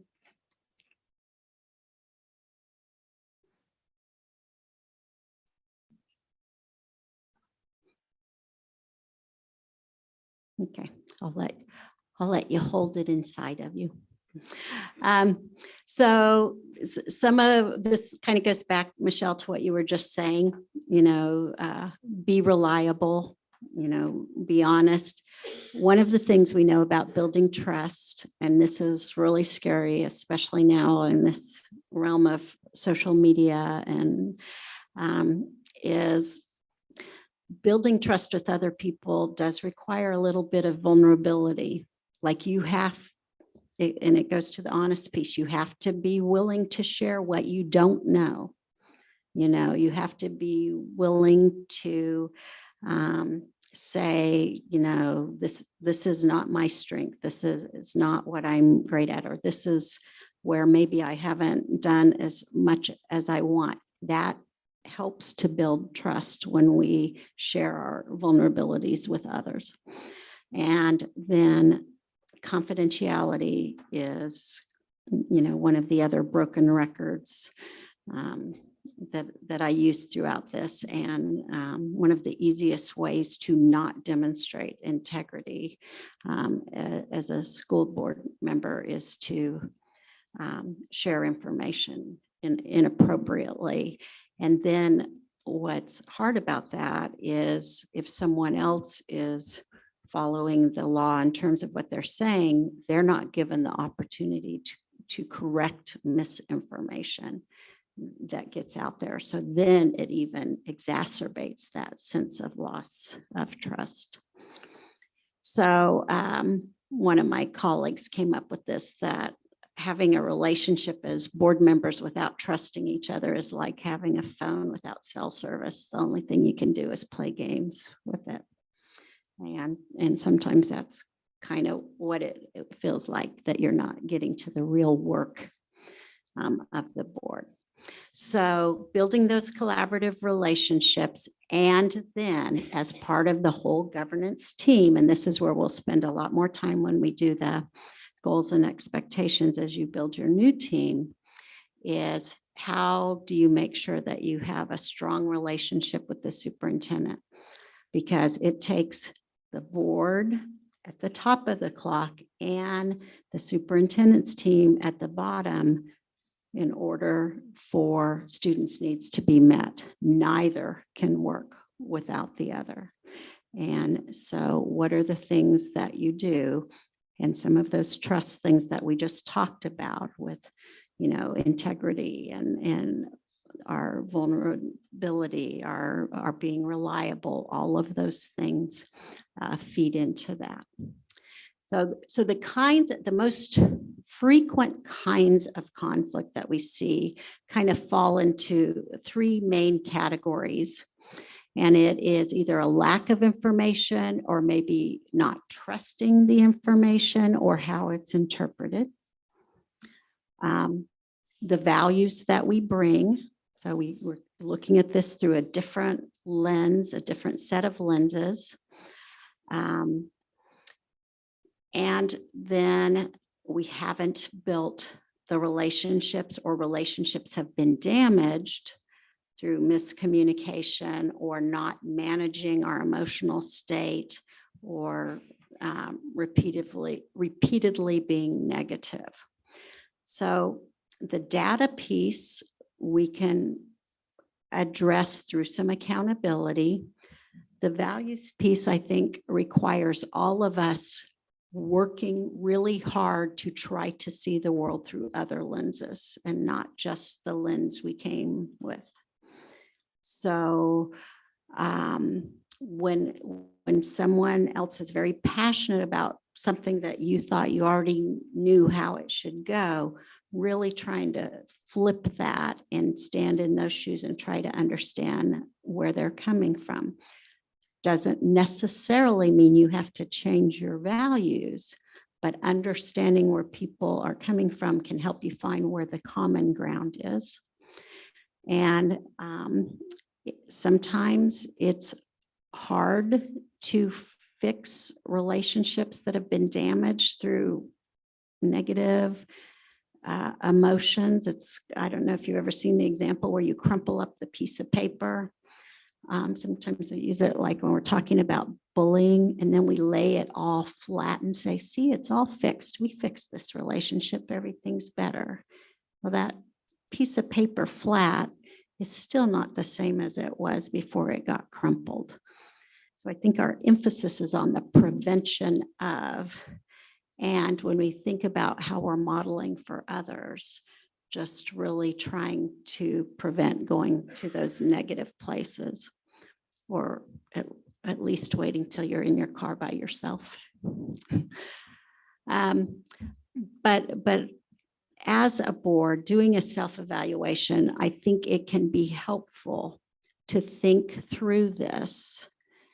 And within these categories, when we have disagreements, do we think they're because of the information we're getting? Is it because of our differences in values, or is it because of relationships? But it helps you know what to target as you build your effectiveness as a board. And I might just give you a minute to think about that on your own and tuck it away in your brain. So one thing that we can probably guarantee is if you sit on a board of education, you're gonna see some strong emotions. And that it's easy to fall victim to the contagion of emotion. We absolutely know that people absorb our emotional state.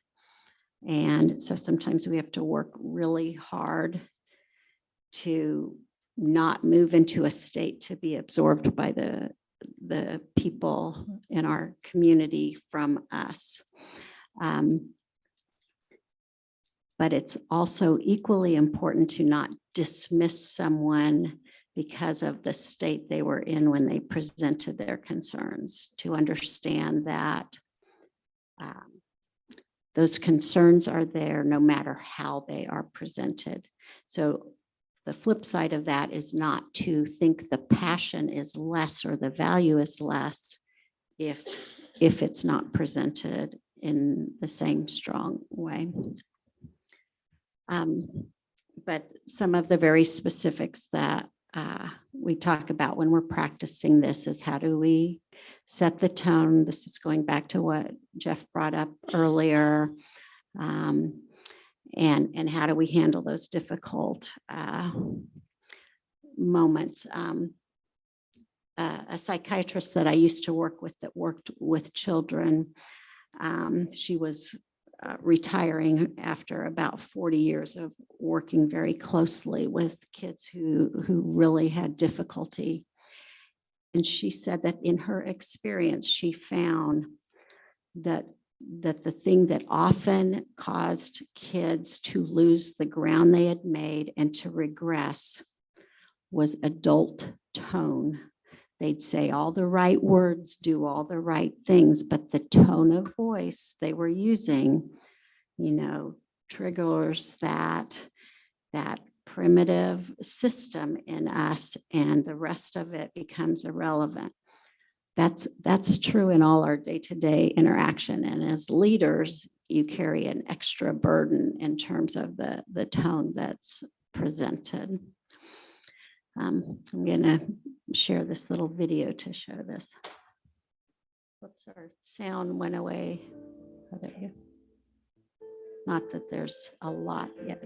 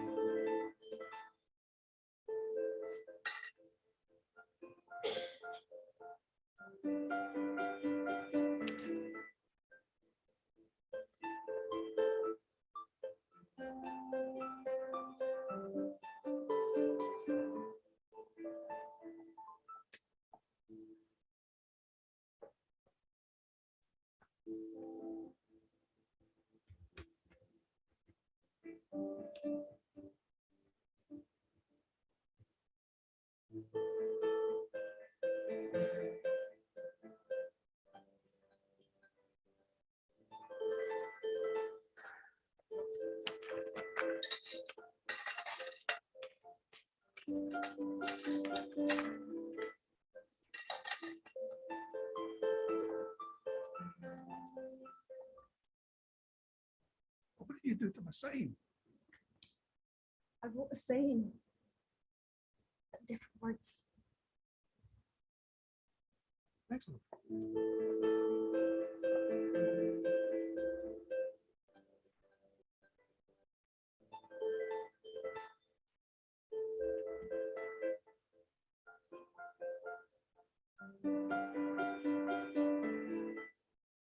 So I think that video is powerful to me because it reminds me of whether you're talking about a line item at a budget or what,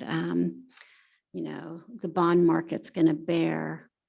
If you keep at the front of that, the reason that we're doing this is for our students and what that vision is that we want to achieve. We can often get better results by just changing the words and keeping those student-centered words in front of us. So one of the strategies is to think about how we ask people questions. So, somebody could ask me, I think I'll use the example that you did. Why are you wearing that red dress? And tell them why I'm wearing the. See, I've now exhausted my Lansing wardrobe, by the way. But that same question can be asked in a way that expresses curiosity and interest and invites you into the conversation.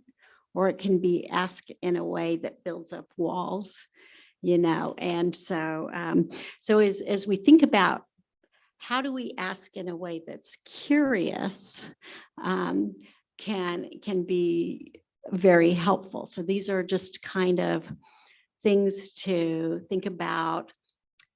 So there's another school district that I work in, and one of the challenges is the staff is really intimidated when they present to the board.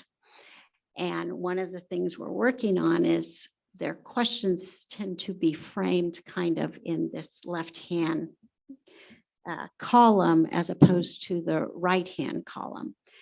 And I've worked with them enough to know that they're really not coming from there, but the language that they're using has built this sense of, and is carried throughout the staff, where they don't have trust. They're fearful. So this is one of the things that we like to say. If you put that at the front of your mind, so that when you're asking questions to get more information to do the work of the board, you use curious words to frame your questions. Okay, so finding the common ground. So these kind of come back to some of what we've already said. Have you as a board established norms? Is that an exercise that you've gone through in terms of expectations? So that might be a good thing for us to add to the goals and expectations when we do the new governance team, to come up with a set of norms that you all agree on. And that can include things like the expectation that I've read my board documents before I come to the meeting, or the way we ask questions, or when we ask the questions. Like if this was a question I could have asked prior to the board meeting and allowed staff to prepare, or did I wait till the board meeting to ask the question? Some of those things can be part of the norms. And they also give you another thing to do self-evaluation against. So how do we think we did compared to these norms that we established? And trying to, this is where this curiosity comes from. When someone obviously has a very different opinion, can you look at it from a state of curiosity? I wonder what the things are in their life, what the lenses are that they wear that cause them to think so differently than I do about this, as opposed to trying to defend against your own opinion. So as 7 board members, it would be really scary if you all agreed all the time. That would be really frightening and probably would not result in the best outcomes for your kids. They deserve to have a variety of viewpoints and perspectives be part of the decision making that goes in to the policies that impact them. But it's about understanding differences and respecting those differences, and then finding that common ground. And a friend of mine that's a superintendent is frequently saying to the board that she works for, two very different things can be true at the same time. And I think sometimes we get so locked into our part of what is true that we kind of miss that. Okay, so as you think about that, so we're setting high expectations for kids. We're serious about accountability. So when we do goals and expectations, that's going to show up in like evaluation and how that's linked to vision and the strategic plan. That's going to show up in terms of the kind of information that's shared with you. And then how do you collaborate and build trust in order to be effective. So now we're going to go through some of the legal stuff that really goes into being effective. So in the interest of time, I just pulled these 7 elements out. So this is by far not all of the legal considerations that you have as board members. But a big one here is the Open Meetings Act. And this is like what I said earlier. As a Board of Education, you're conducting the business of the district in public, and the public has a right to see that business done. So that's one of those things, if you think about the spirit of that, if it is not involving confidential information related to a student or a staff, and it doesn't have something to do with sharing information that would impact your ability to have secure schools or something like that, the public has the right to see how you get that information. So not everything happens verbally in your meeting. Part of it's on your website where people can access. We'll talk about records here in a minute, but they can access the information and see how the business of the district is conducted. Okay. Yes. Just that list. Oh, okay. And hopefully I didn't mess up my numbering system as we go forward. Hope I stuck to this. Okay, so under this, that's why your votes are verbal. And if you ever do a written ballot for some reason, those all have to have your names on them and be maintained. There are no secret ballots as a Board of Education in Kansas. The public has the right to know when you're going to meet, what time.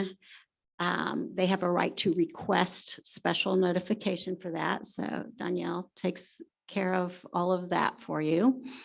And there are some exceptions. You can have special meetings. We'll talk about that.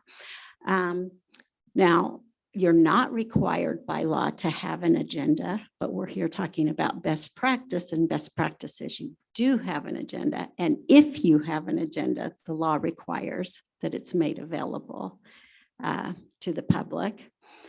And executive session, we'll go over that again, but you have certain reasons allowed by statute. And I've heard, as I've been here before, you guys are following that very precisely in terms of what you need to do. So notice of the meeting has to be within a reasonable time. Now, on the public participation, the law requires that the public be able to see it. The law does not require that you allow time for public comment. Almost every school district I know does allow that, but in order to be able to do the business of the district, just as you have parameters are built in for how long people can speak and how that is done, so that the business of the district can be done. Now, what is very important related to like your constituency and participation is speaking at a board meeting is not the only means in which the public can share their opinion with you, and certainly should not be the only one in which you're dependent. So that they, I believe you have access to your website that people can email you. And then you do things as a board to seek information from your community through surveys, through other kinds of collection of data. And then a question that I believe I asked you probably when we came to talk about superintendent characteristics is to stop and reflect on who have I not heard from? So that the people that do come forward and speak in a meeting, you're getting that information. You get information from what comes to you through email or written communication, phone calls, somebody you run into in the grocery store, public forums, listening tours, surveying, communication with your building leaders that share what they're hearing in their building in terms of what's going on. But a variety of sources of information inform your work, and you don't want to become dependent on just one source of that information. And you want to make sure the public understands that they don't have to be brave enough to stand at a microphone and be live streamed in order to share their concerns. They can still communicate with the board through other mechanisms, even if for whatever reason, physical, language, there are a variety of reasons why people might not be able to speak in a public forum. So under the open meetings law, a meeting by the board takes place if your communication is interactive. So if you are all talking by email in a chat room or messaging, it could, if it has these three elements, if it's interactive, if there are at least 4 of you engaging in the meeting or the communication, and you're discussing school business, you've just had a board meeting.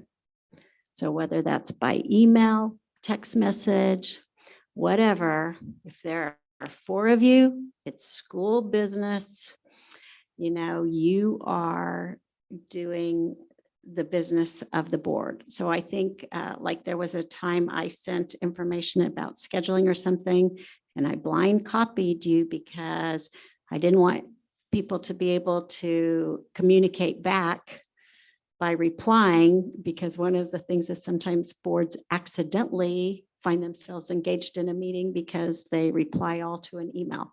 And that was not a public meeting that we notified. And so like my intent was to send one-way communication. It was not interactive.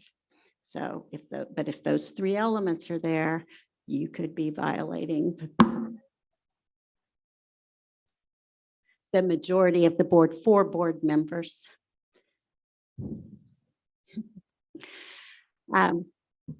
So let me just have you, I've got 3 pop quizzes for you here. So I'll let you read this and then we'll see what you think.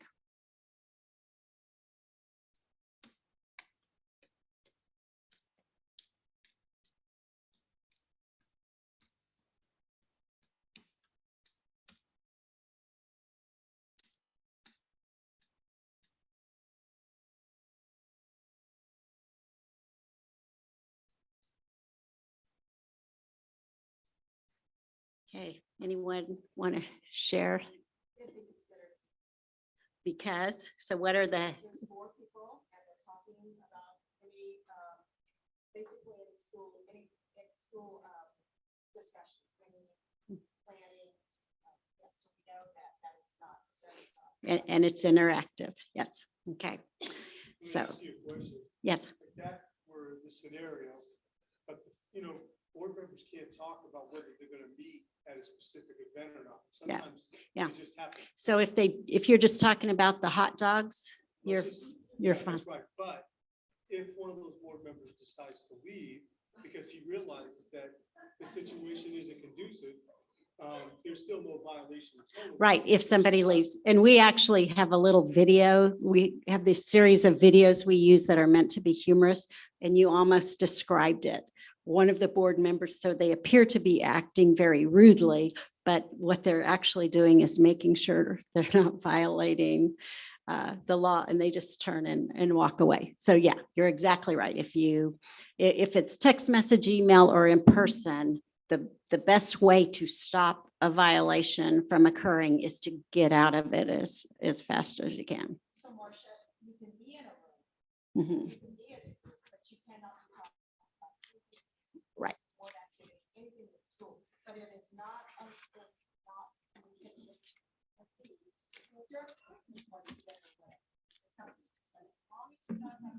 Yeah. If, you know, for, especially in some of our smaller communities, you could all go to the same church and go to the same service at the same time. You know, the expectation is not that you're not present. However, our recommendation is that you do what you can to also avoid the appearance. So, yeah.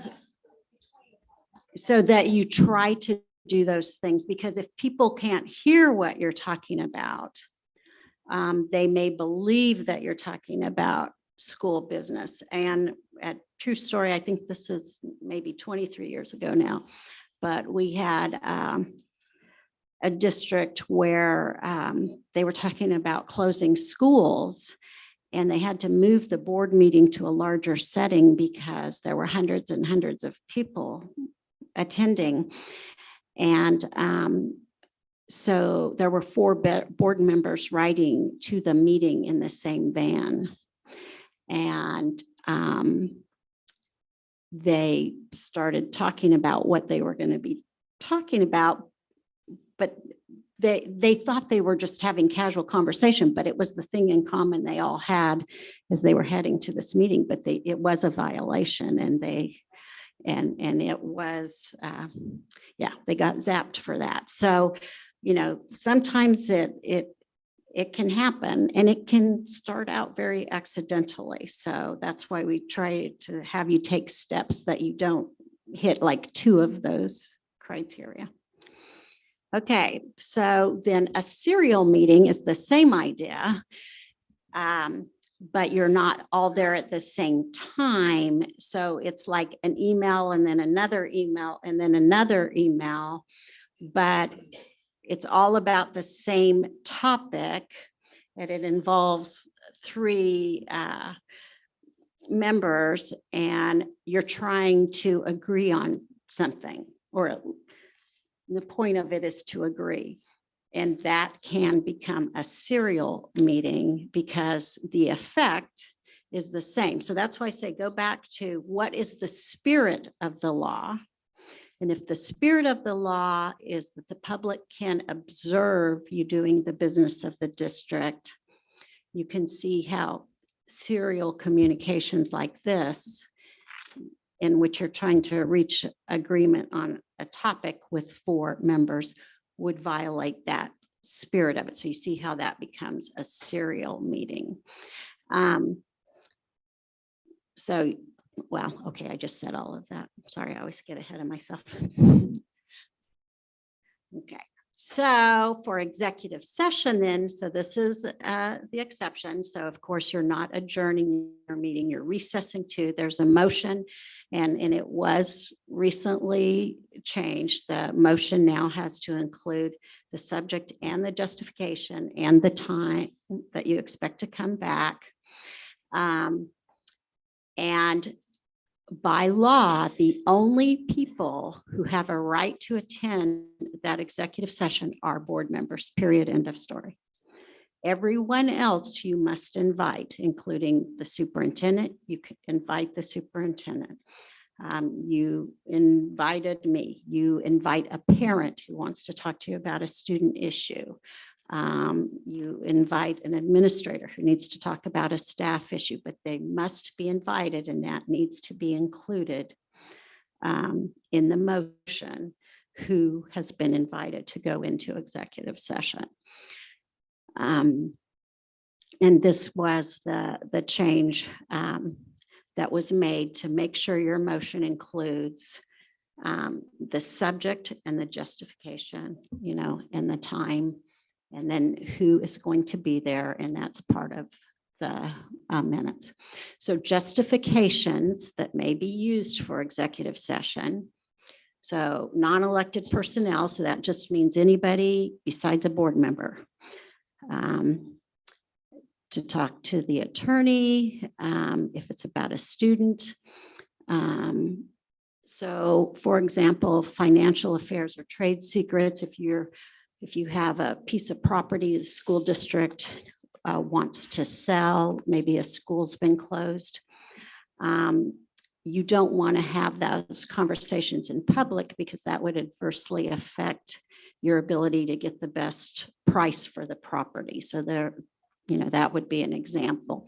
Negotiations, so teacher negotiations. Some of our districts have relationships with unions for some of their classified staff. So those, I mentioned the real property. Okay, other trade secrets. Sometimes there's some stuff related to technology. I'm having trouble having examples come to the front of my brain at this moment. Security is one as well. So that's the last one. We don't necessarily want to advertise where all the cameras are, et cetera, et cetera. It inhibits our ability to keep our spaces safe. So has this been an area that you guys seem to do it pretty smoothly when I've seen it? Okay. So I won't spend any time on that then. You've got this down. Okay, confidentiality. So the other part of executive session is that you can't share any information that comes out of it unless you come out of it and announce it in a public meeting. So coming out and announcing in a public meeting that and having a vote on who you're going to hire to be your next superintendent, for example, So there's conversation in executive session, but the action then must happen in public.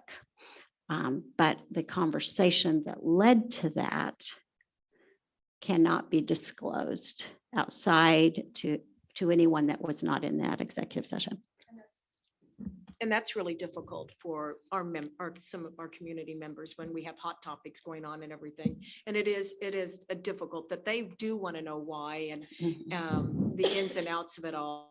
And, it'd be awesome if it'd be grateful if we could do that. But we know as a board, that is highly regarded information that we cannot share. And it makes our job hard sometimes because there are times, yes, we'd like to tell you what's going on, but we do know that is not information that can be shared outside that executive session. And what's interesting is I had two board members on different boards ask me a question about, they were going to be talking about the same topic that was appropriate in their executive session. And they wanted to know if they could share information to separate boards. And they couldn't because both boards weren't together in the same executive session. So they couldn't share between them. But so that's the kind of thing I think if you think about the why behind it. So remember, it's only people that are present. It helps you remember what you can and can't share. Okay, here's pop quiz 2. So I'll let you look at this, see what you think.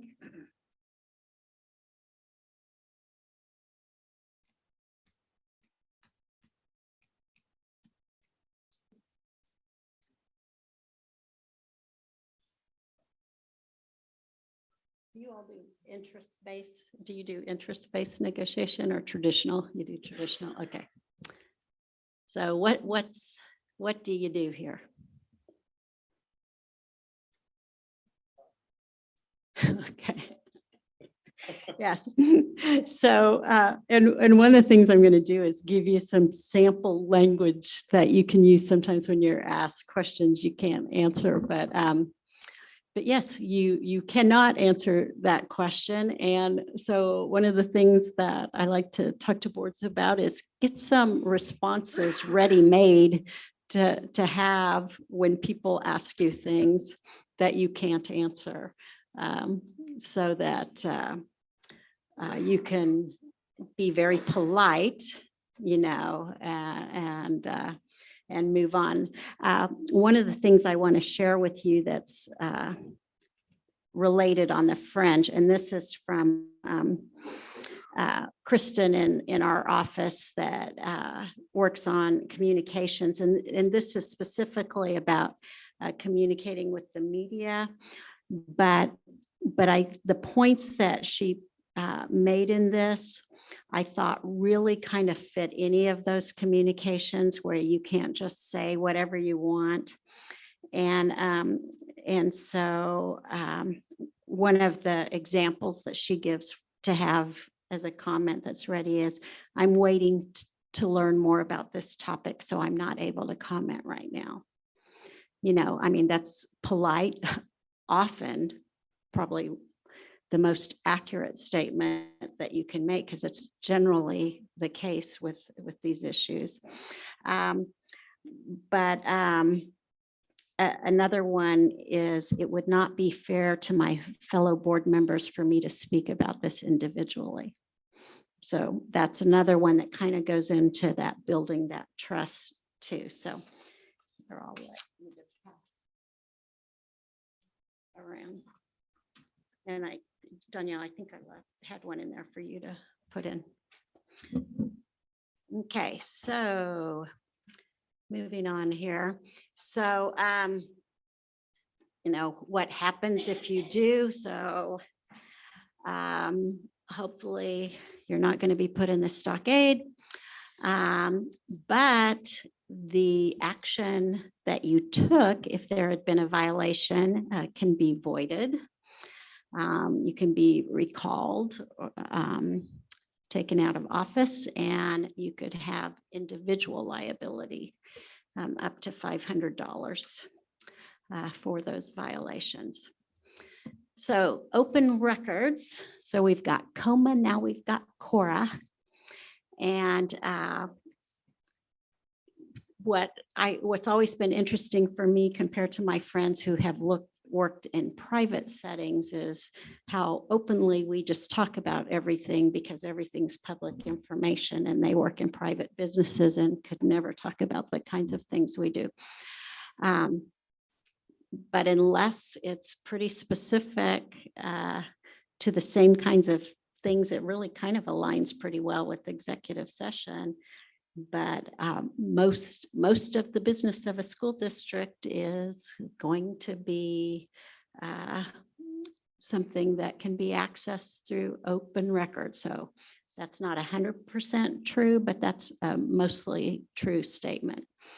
So it's also important to remember that if you're using, this is true of board members or any staff member, but if you're using a district provided device, any information on that potentially could be requested appropriately through open records. Or if you're using your own personal device, but you've done any school district business on it, potentially it could be accessed through open records. So this is not unique to just board members.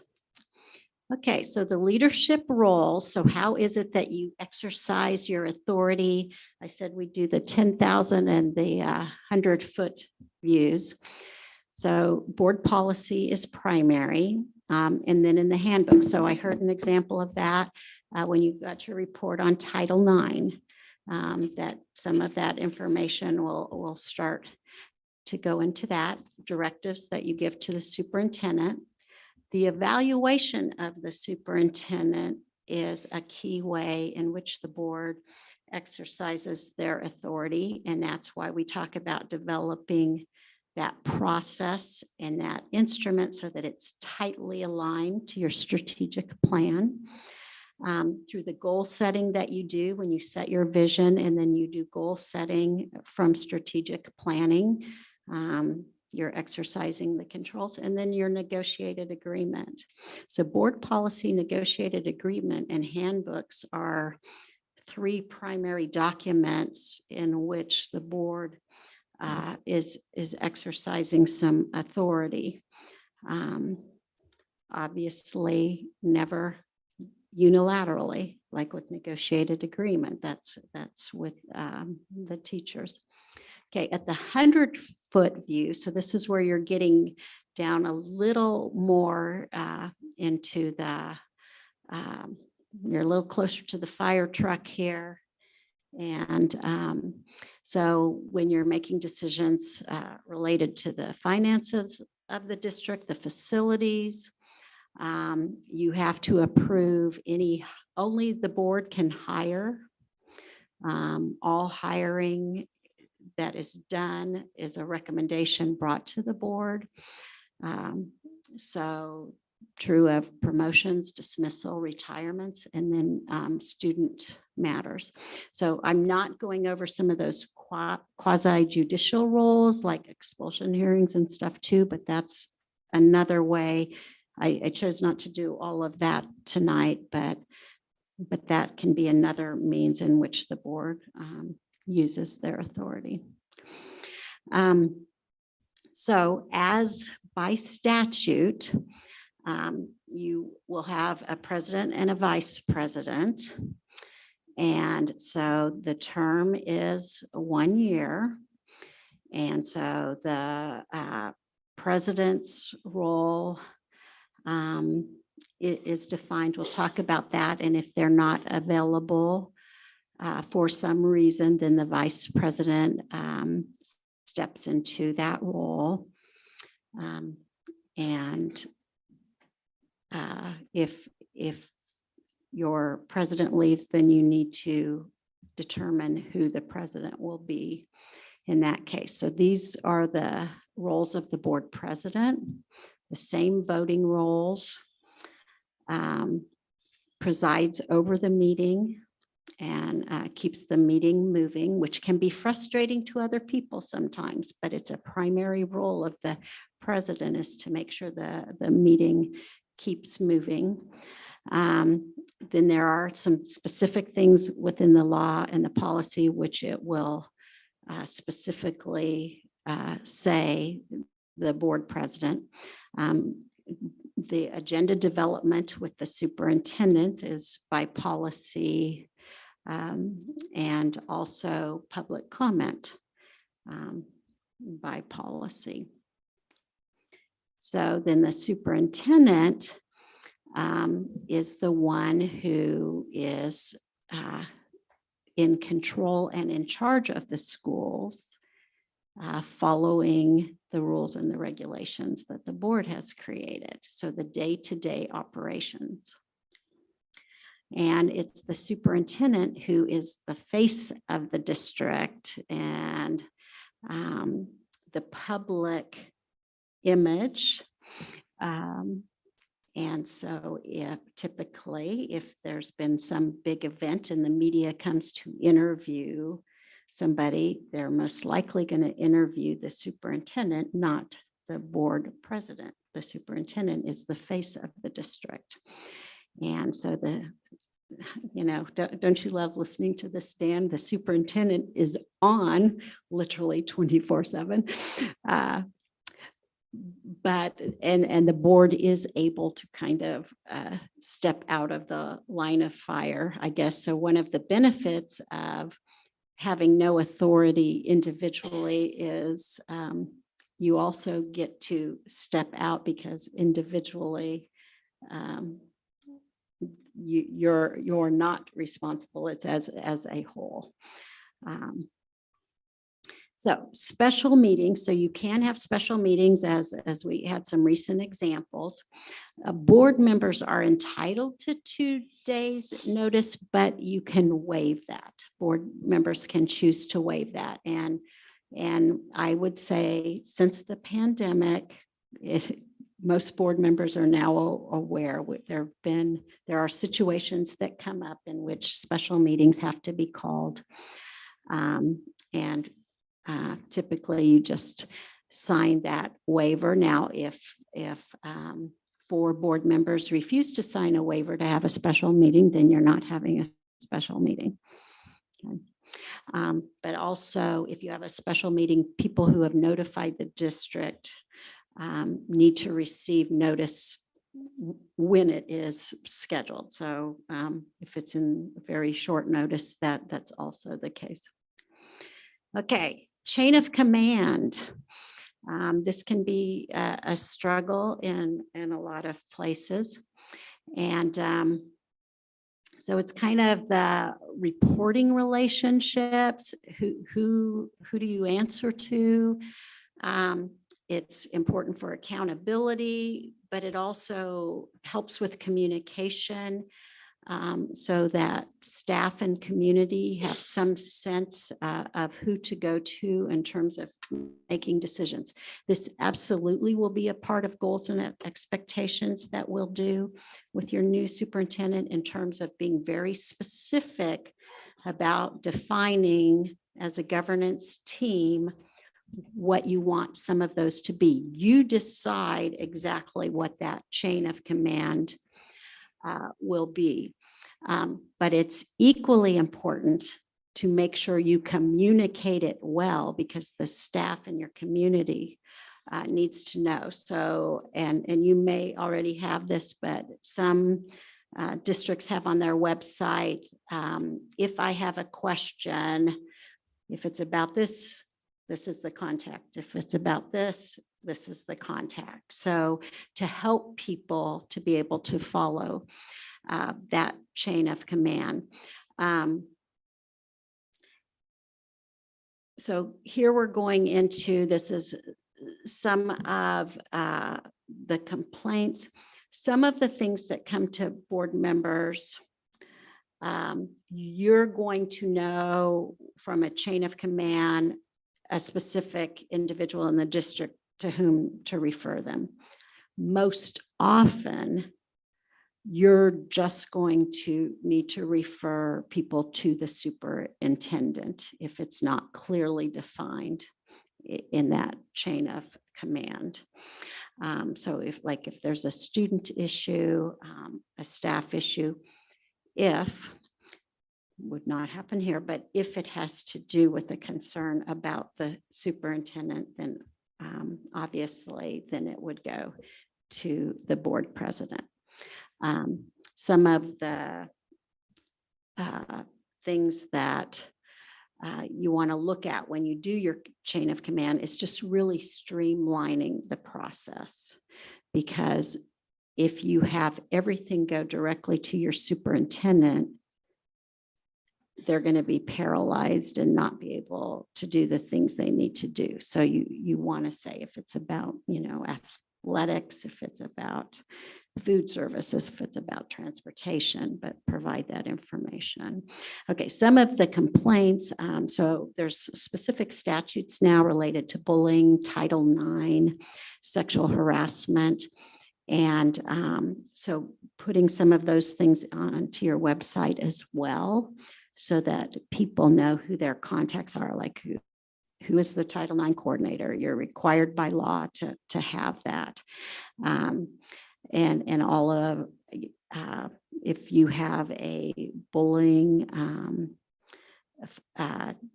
email address or a place for people to report that, and other kinds of complaints. But this aligns well also with looking at your chain of command, is where you have some very specific ways for people to do that. Your community feels more listened to and safer when they know there's a means to communicate these kinds of complaints in a place where it's not just a open void where they're not sure where to start. This goes back to, I guess, the first thing Pete said when we were starting out, kind of knowing your policies and how to do that.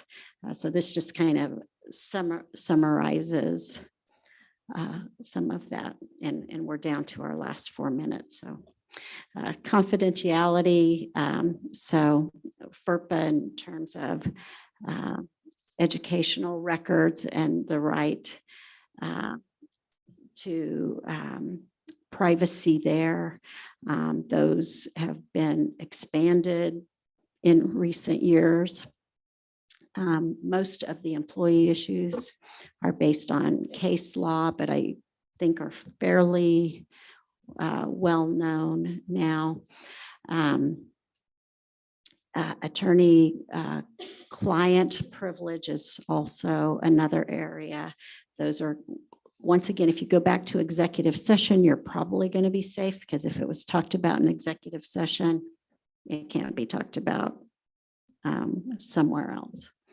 Okay, here's your last pop quiz.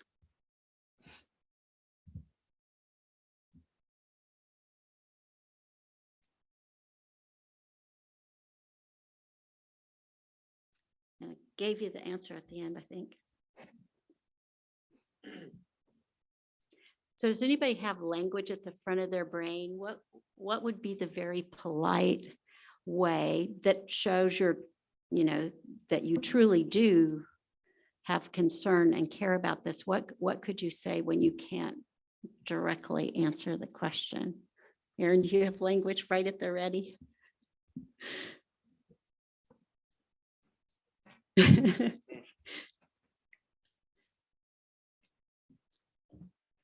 So, and you might look at some of the things that Kristen said, because although I give you sample stuff, you want it to be comfortable and natural to you. So it's not like, and you want it to feel sincere when you say it. So you don't want to just say verbatim lines.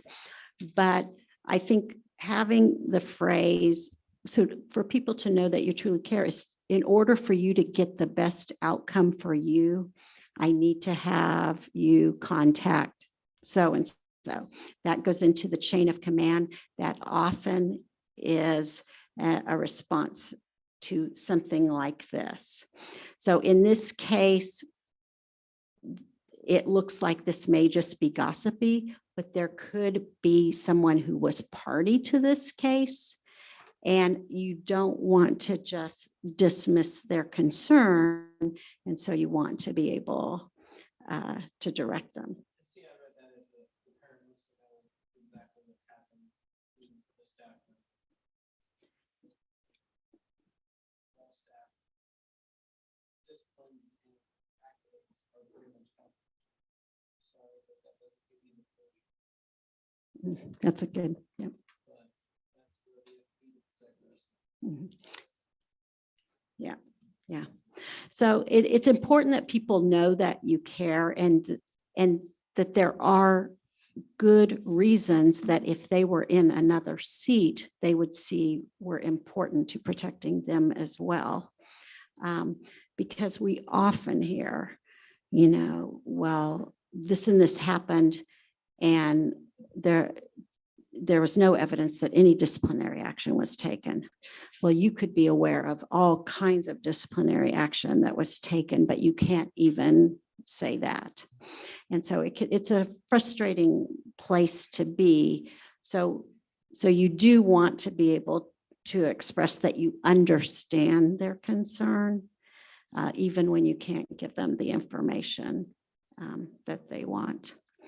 So once again, the board only evaluates the superintendent and yourselves. So doing a self-evaluation, and then it's the superintendent who evaluates administrators and determines, how within the law, and our law is pretty specific in Kansas, how that will be done. But this is definitely in the fire truck, and the board should not have any role related to evaluation of staff. That last bullet, it should be very rare occasions that a board should ever need to see personnel records. And that's probably if you're going to be taking some sort of action that may involve legal action. But for day-to-day operations, that is not within the board's role if they're staying where they need to stay in the fire tower. Okay. So that's very much the exception. Okay, conflicts of interest. This is where you have to be self monitoring. If you have some sort of interest in something that's going to be a conflict, maybe it's selling a piece of property, maybe somehow you have a financial interest in somebody who will buy that property if the district sells it. You announce that you have a conflict and you have to leave the meeting. And then, of course, in the vote, anytime there's an absence or somebody chooses not to vote, it's always counted as a no under state law. But the board member, him or herself, has to determine if there's a conflict. So it could be a spouse working in the district and a decision that's very tightly related to their role. It could be property. It could be a business relationship, doing business with a company in which you have a relationship, but the board member has to announce it themselves and leave the meeting completely. When we go back to that building trust, and which came first, communication or trust, a way to erode trust very quickly is to not announce a conflict and leave a meeting if there's a perception by other board members or the public that there could be. If you think there's a perception and you know there isn't, then you might want to put on the record. I know some people may believe this is why I believe it's not, and get it on the record, because there are enough ways in which trust can be eroded that you can't do anything about it. You don't want to allow it to just happen if you can address it. But to make sure that you self-monitor with that and leave the meeting. Okay, so quickly, some points. Okay, in the olden days, we used to say, do you want your grandma to see this as a headline on the newspaper? Well, that doesn't fit so much now, but do you want this posted and to go viral tomorrow? Just make sure that you guard what you say if you don't want it to go viral. Once again, I'm the broken record, nothing that was in executive session. Own the decision of the board, even if it wasn't the decision you wanted to have happen. Once again, regulating our own emotions, because everyone around you will absorb your emotional state. So if you allow yourself to get heated, then that's gonna grow. Watching your language, both written and in person. Check your own social media privacy settings for your personal life. Okay, now this is important in terms of communicating on social media. And the point I want to make is when we talk about social media, sometimes the idea gets lost as social media being so different from other kinds of speech. Anything I'm going to say about social media is true of speech in any means. Okay, it's not like they're separate rules. It's just the risks are so much higher when it's social media, because it can go so fast and get so big. But in your official capacity as a board member, you can't advocate. You were just talking about bond issues. You can't advocate for a yes or no vote in that way. And you also want to make sure that you're not promoting your own personal business from your role as a board member.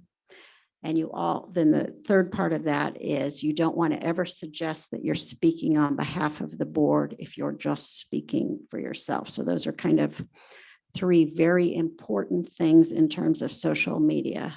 Don't advocate for a position, don't promote something that benefits yourself using your role as a board member to do it, and don't speak on behalf of the board unless you've been in a board meeting and the decision was made that you're going to be the one to speak on behalf of the board.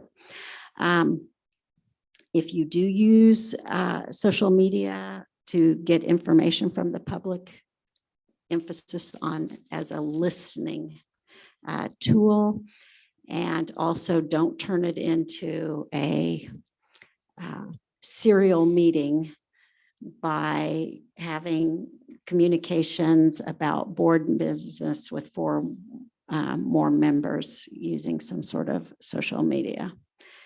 Okay. And then number 9 is make sure you know, like for Title IX, for bullying, for complaints and stuff within the district, you know what your own policies are. And then number 10, this is the end, always keep your superintendent informed, because he or she can't respond if they don't know what's going on. And there's nothing worse than being caught without the information that you need to be able to effectively deal with an issue or speak to it. So, okay, I went a little bit over, but not too bad. Questions? Thoughts? All right, thank you. Yep. Thank you, Marcia.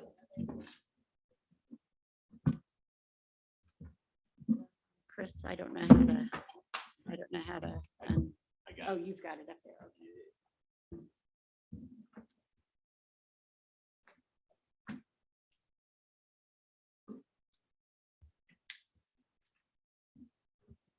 Okay, we are moving on to 7.2 facility assessment from DCS.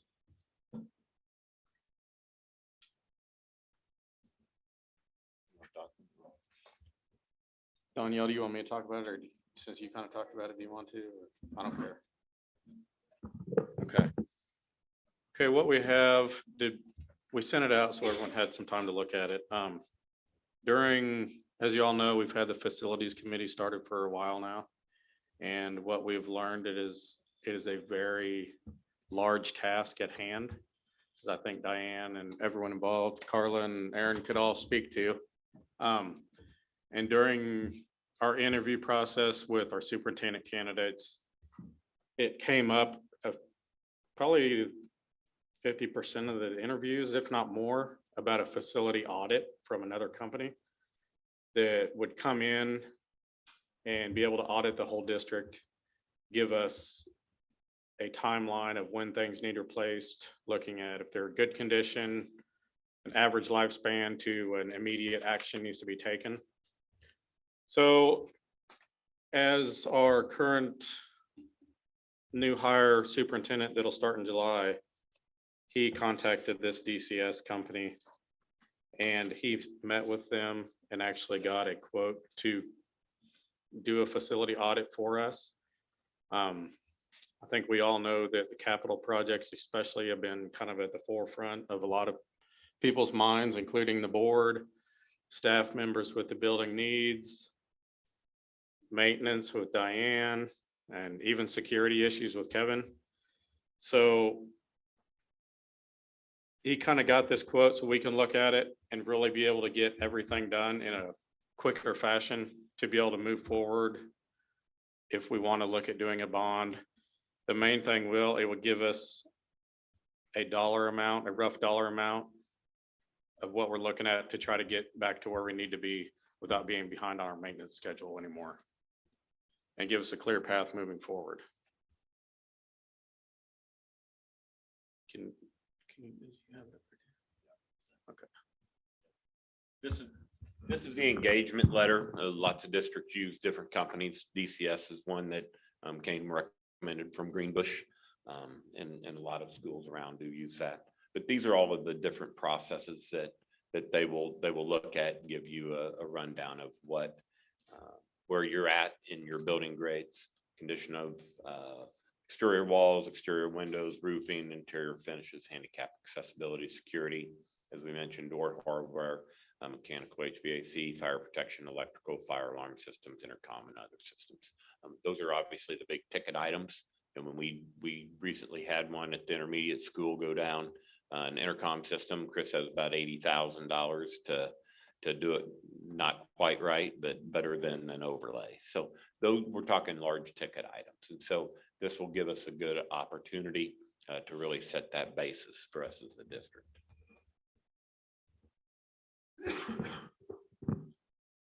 And looking into that, I don't know if the schedule part wasn't on there, was it?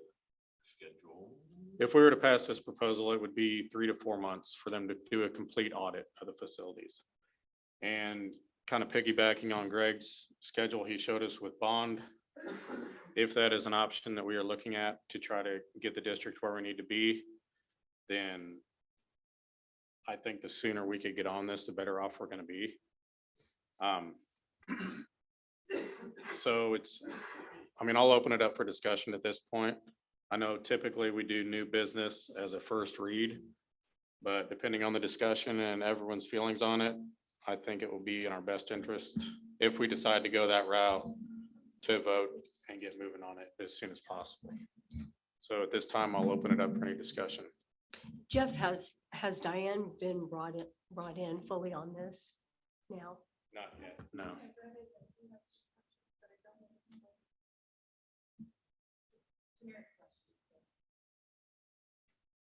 Is it appropriate? You sure? Is it appropriate? Well, ask her.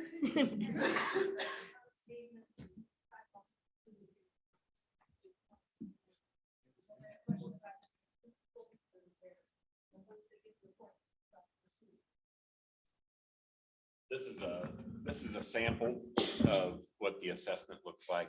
And so you see areas of need. When they look at an entire site, sidewalks and paving would obviously be part of that outside, the outside wrap that's all part of that. So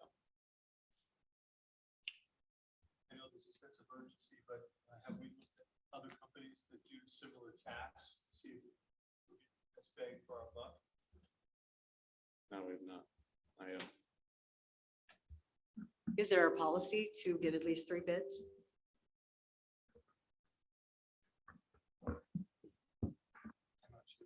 That's it. it is. It's a practice that we have. Anything over 20,000, we have to bid. This would be a service also, so it would not be the case that you would have to get 3 bids in order to do that. A big part of that is also recommendations. Obviously, any type of service. This is a company, like I said, came recommended from Greenbush, that one that they send to people in order to use. So.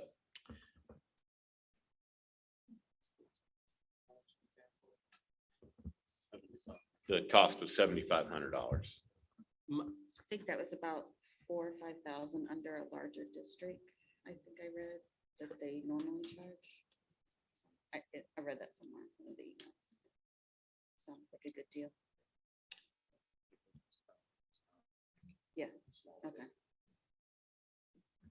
And I read that somewhere. I'm glad you. And Marty has a previous relationship with DCS, is that correct? Yes, I believe they performed the same audit at the district where he's at now, which was a smaller district. And from the documents I read, my understanding, they spent 9,000 up there for what they got. The sense of urgency is if we are planning on having a bond. I don't know, have we even talked as a board about pushing forward a bond?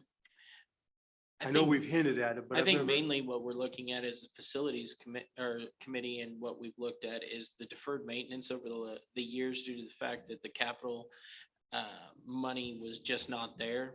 You can only kick the can so long before you need to start looking at what are the red, green, yellows of the district. I have no problem with the facility audit as long as it comes with budgetary numbers. As long as it says your roof here is in the red and a budgetary number for you is between X and Y amount is what you could typically look at. I looking at the lifespan of it and saying you have 5 years left and current projections are you're going to spend 500 grand on it. I have no problem with that. But one of those things for us to set up a schedule on when we need to start replacing things and when things are no longer in their lifespan, they've outlived their lifespan and we haven't appropriately budgeted for them. That's when we need to start looking at the public and saying, okay, maybe a no mill increase bond is something that we have to look at to get us back to a zero mark. And when I say a zero mark, it's either times were too tight to pull money into capital for them, or we didn't set up an appropriate depreciation scale that these items were going to end of life before we had the funds to pay for them. But we need to be diligent in the fact that every person that votes in Lansing needs to be able to look at facilities assessment and say, this is a party looking at it. This is somebody that we paid to come in. This is a group that we paid to come in to take a look at these and give us real life assessment and give us real life numbers. So then that way the public sees deficiencies as well as amounts going to them. So then that way it's not just a blindly sticking your hand out for money, but it's showing them these are the deficiencies that a party has set up. And these are real life numbers that are going with it. And anybody in the public can look at our budget. Anybody can see our capital money. They can see all of our funds. And then every person in Lansing wants the best for every kid that goes here. It always comes with a cost. So. I believe that there is urgency in doing this. I was really excited about Greg Vahrenburg's presentation too. And I mean, that's how we can assist with this, kind of the timelines, I guess, with the decisions we make. However, I think with best practice, I believe with transparency, the public would be a little bit alarmed with some of the condition, especially the Olive Street. I've been talking about that since August. And they would be quite surprised that we persist in paying the utilities on that. I'm really glad that a decision was made that, hey, we're not using it anymore. That's good. But I believe best practices should be to be equal into looking at other vendors accomplishing this. However, with the name of urgency, I'm just excited to have some activity on it because it's been too long. So, I just leave that as a part of a discussion.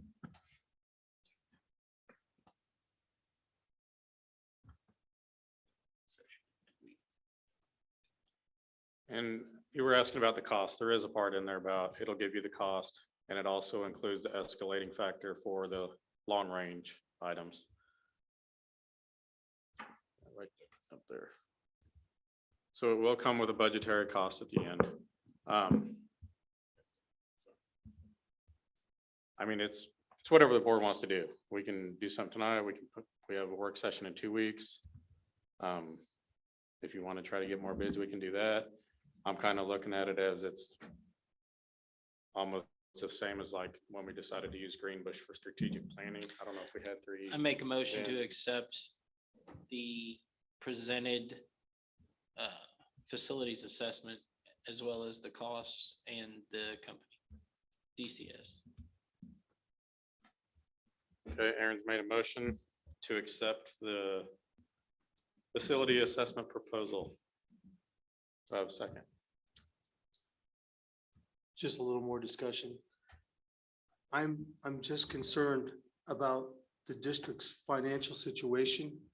And it seems like we just keep spending money and we have contracts that are going to be coming up with teachers. We still have, we don't have the approval on our ESSER funding for the HVAC project. I just feel like, and I know that we need to have the assessment done. I was hopeful that the facilities committee would be able to do that, but it sounds like that's too big of a challenge for the facilities committee, and we don't want to stick that all on you, but we're getting quotes from vendors. They know that they might not get the job, but that's not like an independent third party that doesn't have vested interest in trying to talk us into buying something you might not. Or would show the community that to buy on somebody's job is to sell it. So for that reason, I think it's great.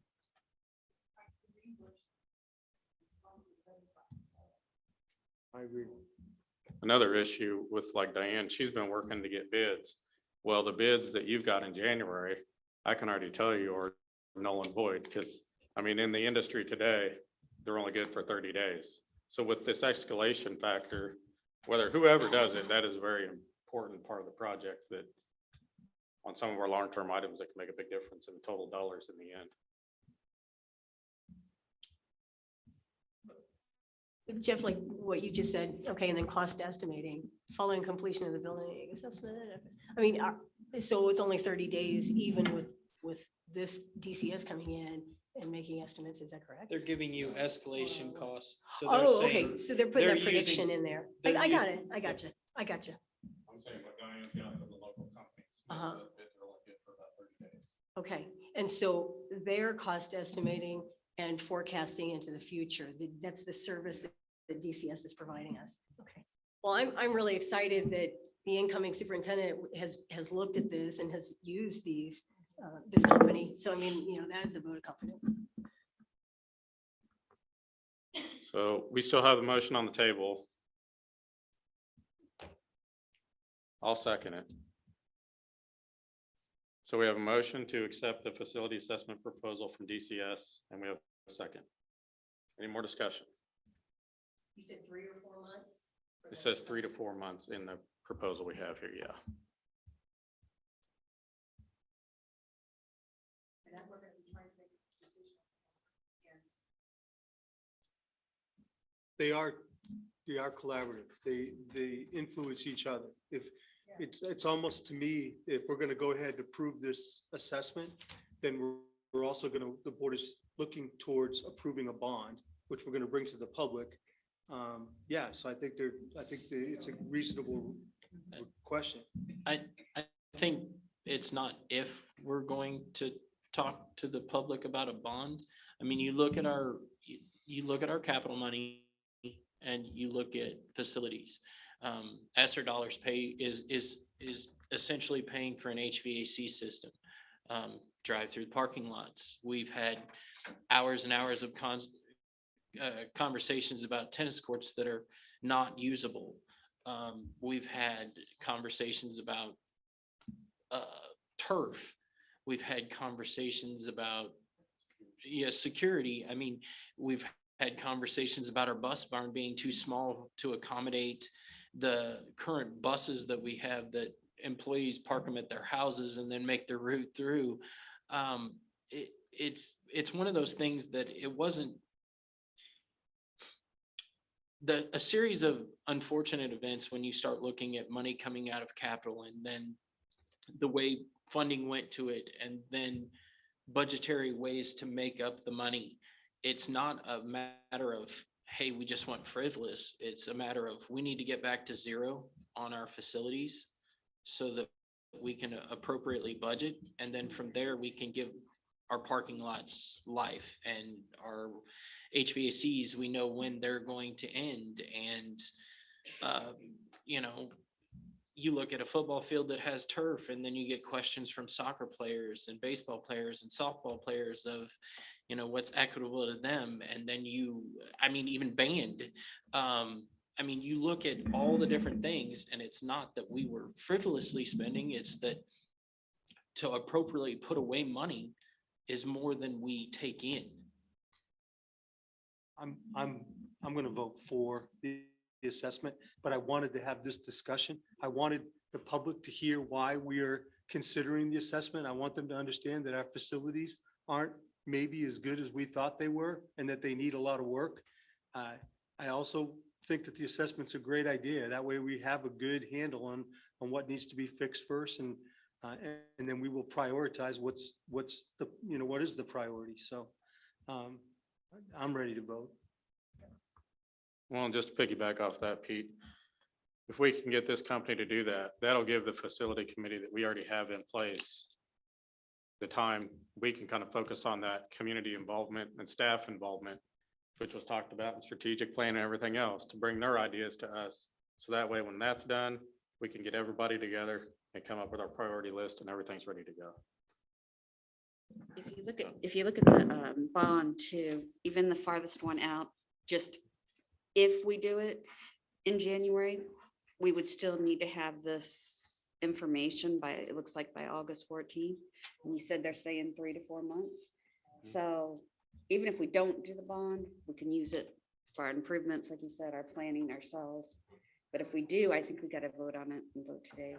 I mean, I know there's a motion, but I'm going to vote yes because of that reason. I'm not saying we will go for the bond, but in case we do, we need it. Okay. Does anyone else have any other discussion? Okay, we have a motion to accept the facility assessment proposal. We have a second. All in favor, say aye. Aye. Aye. You were yes. Yeah, yeah. Okay, passed 7-0. Okay. 7.3, temp service for custodial and food service staff shortages. Yeah, go ahead. Last week, this is very frustrating. It's frustrating to go on for the last couple of years, that shortage of custodial staff, sometimes even food service staff. So, Christine checked with this company called Pinnacle. She also checked with another one today. This is not a contract. It's another option for us to look into to fill in for custodial needs and might keep the pressure off of custodial and food service needs. Our department staff that will constantly, it seems like maybe once every 2 weeks, we're doing payroll paperwork, so they last a day and they're gone. So this is an option for us to use. Like I said, it's not a contract. So what they do is, so our starting custodial rate is $13.25 an hour. And they charge an additional 45% on top of that. That includes private unemployment, work comp. And that is still cheaper than paying our worn out custodial staff that are working overtime or extra time. Work out, so we're doing start changing our way of working. A lot of them like to drop off at that time. So if we can get any kind of help, and if we can find it, we can hire. They have to temp with us for 520 hours before we can hire them. There is a conversion rate. They may work 300 hours. We really want to. But Diane, can you think of anything?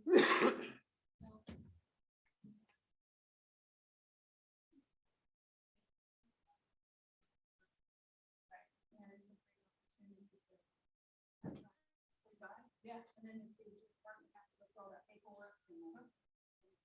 Yeah, we just wrote a check for what, 2 hours to make for somebody that can make it. But like I said, it's not a contract. She just did check with another one today, and she put this name halfway through because they wanted to. They wanted us to do our subs first before they do it. So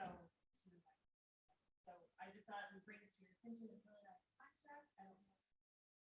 We don't really need to approve. It's just another way of hiring somebody. And they're vetted. They're through the temp service. So it's worth a shot, I think. just because of how short we are. Will the temp hires, will they be making more of an hourly wage than our current employees? Now, they make the exact same. It's just the company's gonna make that Sure, I 45% understand. in order to pay for their benefits. So, no. Okay. Have that problem. Good. What's our current shortage?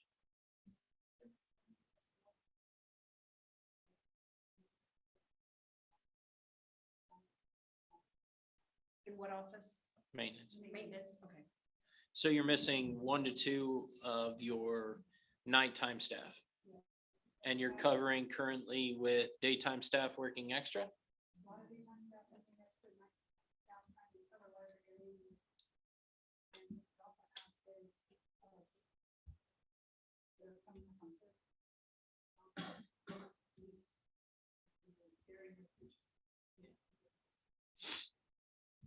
So you're out 6 currently. Ballpark, 1 to 2 per building, 3 buildings, 6 to 9, depending. And we're 13 what an hour?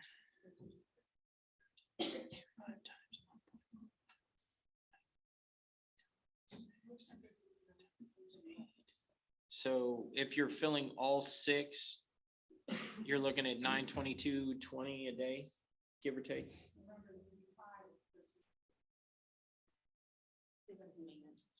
Okay, so.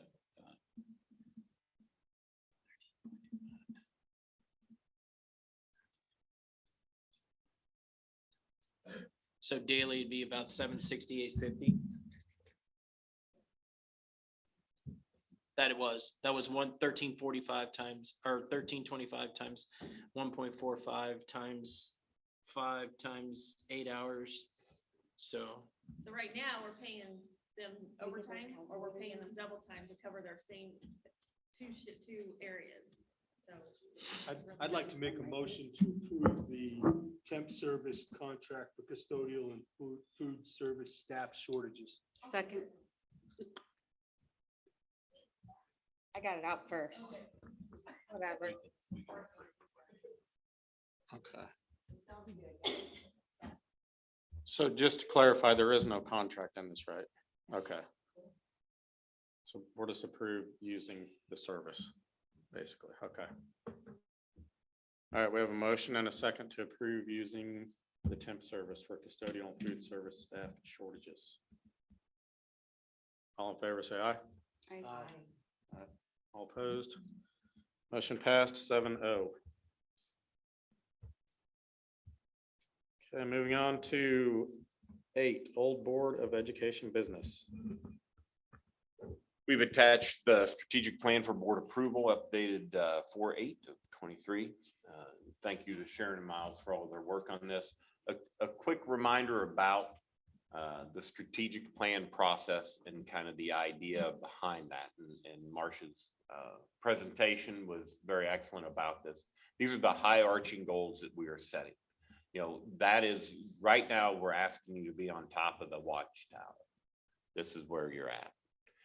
The specifics behind many of the action items are things that then we as administration will bring to you with, this is how we're going to do that. We're going to be on, if these are the fires in our district, let us be on the fire trucks. And then you ask, where are we at with this and how are we going to do that? You're not going to tell us how to do each of those. That's an important part.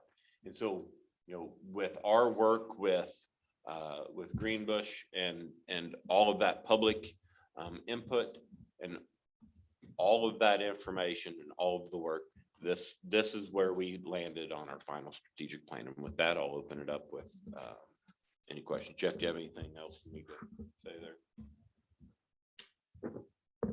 No, I'm good. I'd just like to give another shout out to Miles and Sharon for all the hard work they put into this and the extra hours. I know the one snow day this year we had, I think they were here working on it with Bart, so. And also everybody. Speaking of Bart, I think he said this was, quote, I think one of the best he's seen. He plans to use it as an example, so that's another kudos too. So with the mind of a 5-year goal for our district, thank you both very much for your hard work. It's something that it could be something that is a legacy to put in your resume if you ever leave us. Thank you. I said don't, but you know.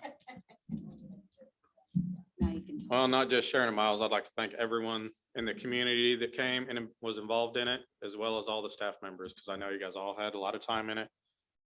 And you all put a lot of passion into it. So it is all very much appreciated. I make a motion to approve the strategic plan as presented. I'll second. Okay, we have a motion and a second to approve the strategic plan as presented. All in favor, say aye. Aye. Aye. Motion passed 7-0.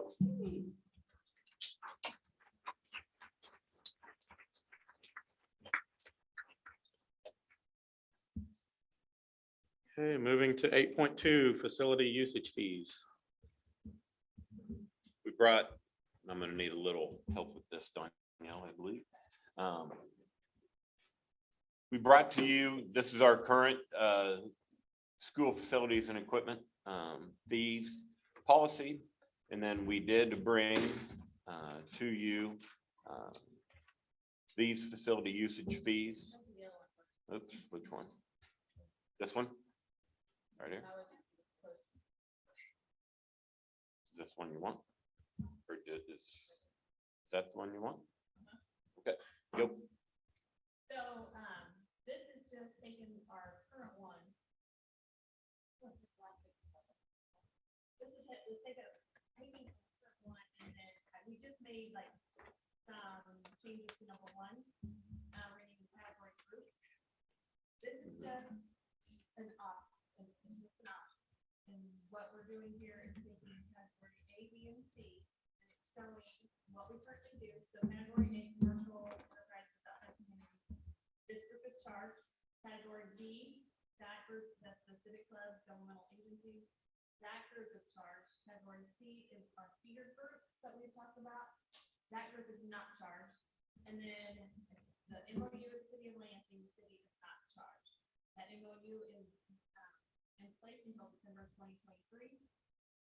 Just wanted to put some information out there that in the month of March, the city used LIS 17 days and LES 17 days. Just get a feel of how much the city uses our facility. So March is probably a basketball month. So. The proposed change would be all one category and charge fees to all groups. Throw all that out there. Change 2 would put this, the statement under, there's a statement on our current one that's under athletic teams regarding having adult present for all times facilities. We would put that statement under the whole facility. And then one of the things that talked about in our office is to change the billing and have payment due at the time of rental. Right now, currently the payment is due the last month of use. So if they have the, I don't know, intermediate school gym for 3 months, January, February, March, we're not collecting that money until March. And I think there's one group right now that we're not part of. So it's nice to have that up front. What also is happening too is if we're not charging a feeder group, they're blocking that schedule out. They're blocking the whole week of night so they can have it as their. So that we just wanted to put one option out there with those 3 changes, and then we did also when Dan popped up the facility fees that we upped those just a little bit to.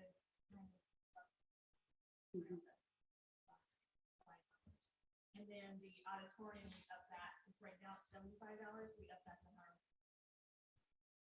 And Danielle, we're just talking about approving like these changes, not the actual cost to each group. If the group might be a different cost, right? Like, Under section 1, go back, all fees will be charged. yes, but it might be different if it's a fee. We're gonna look at that later, right? A feeder, a reduced rate, or is it all gonna be the same? Yeah.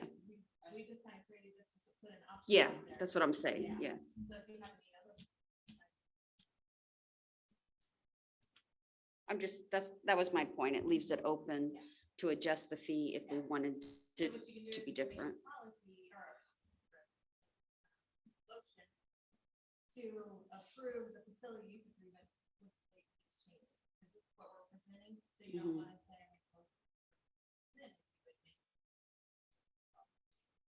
Okay. So we just wanted to give an example and then talk about what you want to do with it. That feeder group, we're always charging the category A. Oh, change 2, okay, put the statement that is under athletic teams for having an adult present for all times the facility. Yeah, right now it's in the facility or the policy, just under, weird way. I think we need to put it for the whole policy. But is that in addition to anything that would exceed beyond that? Like theater? That's what I'm saying, it's just under athletics right now. Oh, I think okay. we need to open it up to be Oh. all. So that would change, because right now it's just. All activities. So it's just right there, athletic teams. I think it needs to. Facility use requires an adult. Yeah. But it's not just athletic. No, right it's now all- it is. Right. now it is. Right. But change 2 even says athletic.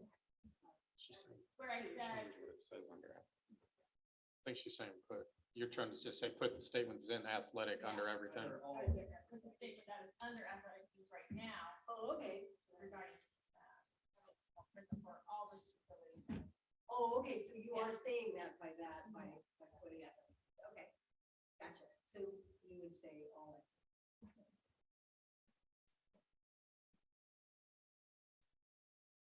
And we don't have to decide tonight, I mean, if you guys still want to like look at this, because we would not implement this until July. So. Thank you for getting this together, and just my personal view, I'm for it if we're gonna, like we had a parent speak tonight about, the bus dilemma that we have with fees and things like that. And to me, this is no different. We've got to watch every penny everywhere. And I think we need to start charging for all the groups. That's where I stand on it. It lends itself to security and safety on many different layers.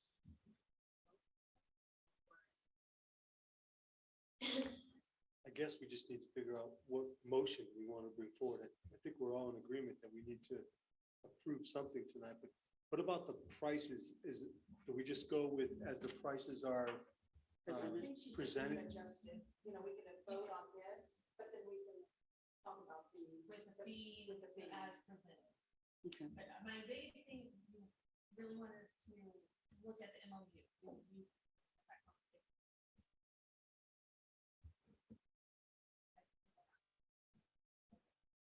So when the city uses it, is it mainly for like the rec basketball practices and stuff like that? Because the city doesn't really have their own building to be able to provide that.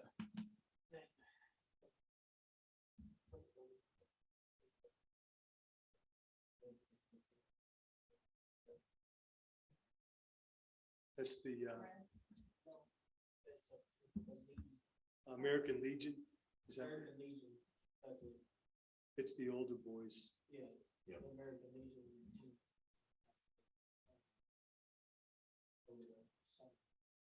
And are they, that would be. B. So they are. They should be. Know what break even rate.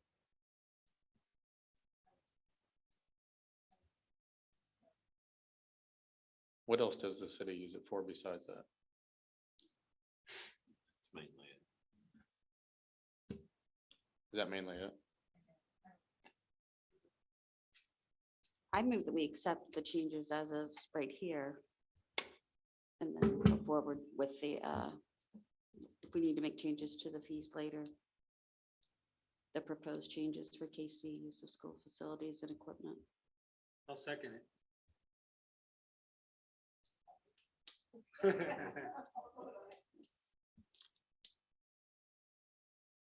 So we know we're. So what you're wanting, the proposed changes that are Mhm. up there.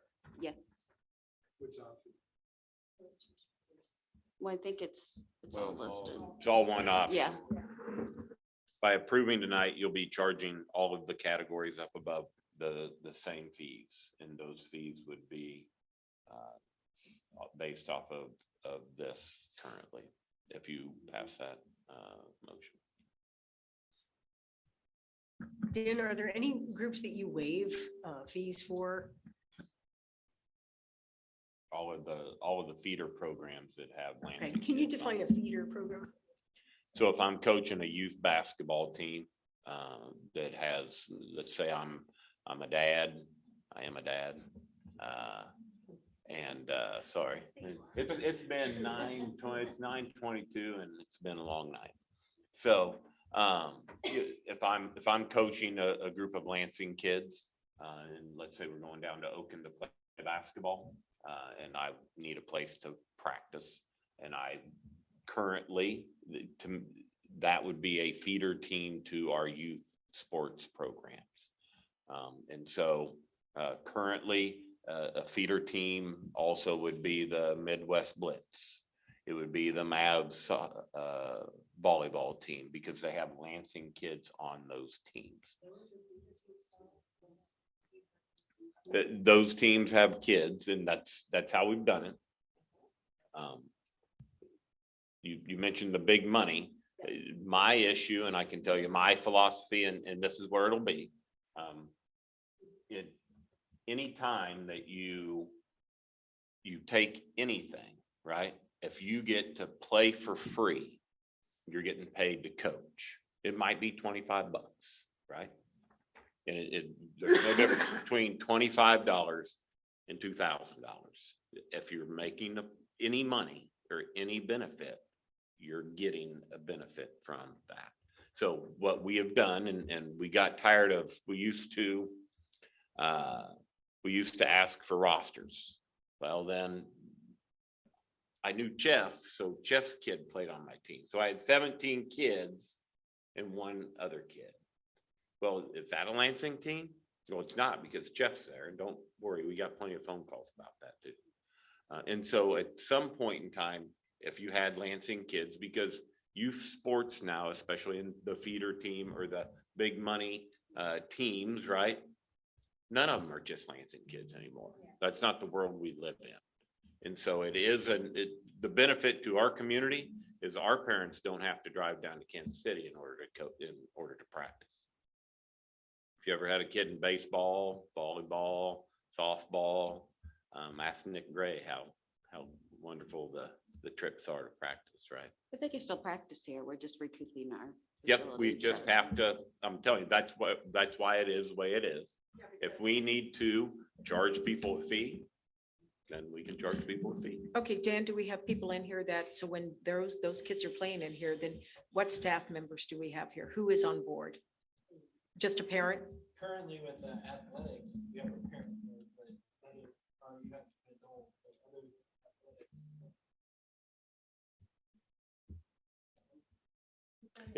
The custodian is in the evening. That's why if we have people, as long as we have people here, we don't charge that fee if it's Saturday or Sunday for the custodians. We do charge a custodial fee. The other thing that we have done, Carla mentioned safety and security.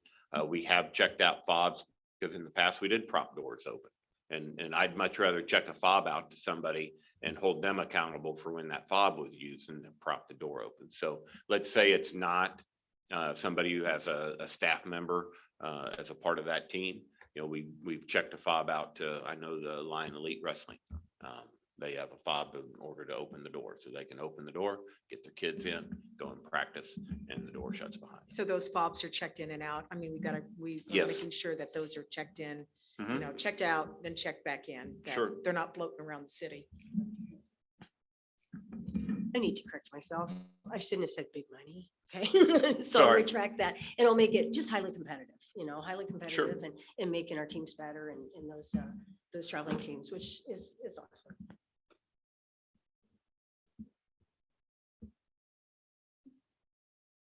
Okay. Does anyone have any more discussion on this? Amy, do you want to repeat your motion? Yeah, can you scroll up, because I forgot what it is officially titled. I think it's this one that we were talking. There it is.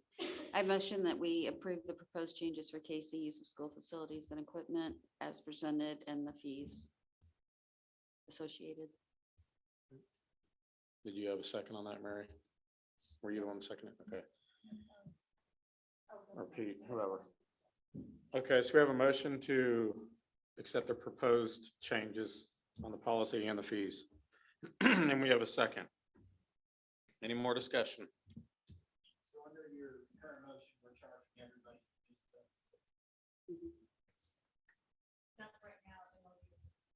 Yeah, that's good until December. So MOU will still be up in the air when we'll decide on that in December. Well, everything will be up in July. Yeah. MOU, not until the fall of December. Okay. No, everybody's charged. That's what it, I'm just reading the policy. It says. It says currently. This is a proposed change. Proposed changes, everybody gets. Okay.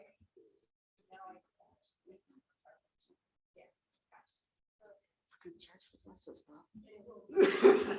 I think buses are more important. I'd rather not charge I for think buses. July, this will go in effect July 1, right? Okay. Okay, we have a motion and a second. All in favor, say aye. Aye. All opposed? Motion passed 6-1. Do we have a committee yet for the handbooks on that? I know we mentioned it a few times to have. I've got two people that have said that Okay, they good. would do that. Thank you. Let me work chance of that. Okay, moving to 8.3, HVAC update. Pete mentioned earlier about our ESSER application. Our ESSER application is through to the final review committee. It should be on the, what month is this? April?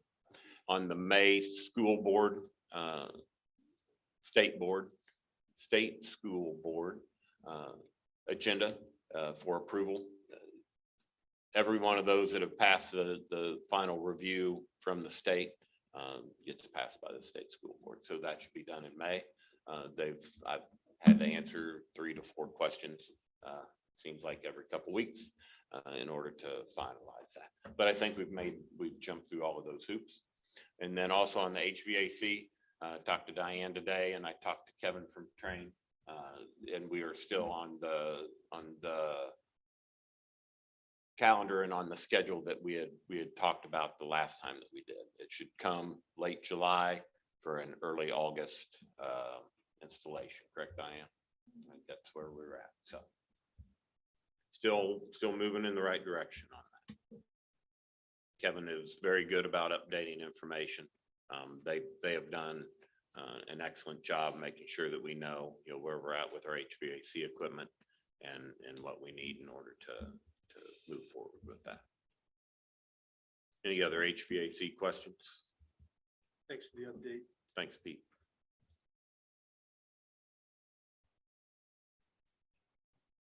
Tennis court updates. I don't have a lot more to give an update on because we're kind of at a standstill. The last thing that we have received from when we did our core drilling is where we're at with the way it was built, and it was up to the specs that in our belief of what they had said. So until I get more direction that we want to push forward with, moving to a legal side of that, that's not exactly what we saw, but we can do that with board direction. The one thing that they had mentioned, Terracon had mentioned, was building a French drain in front, but you're also talking about an outlay of money in order to do that. I think through your facilities,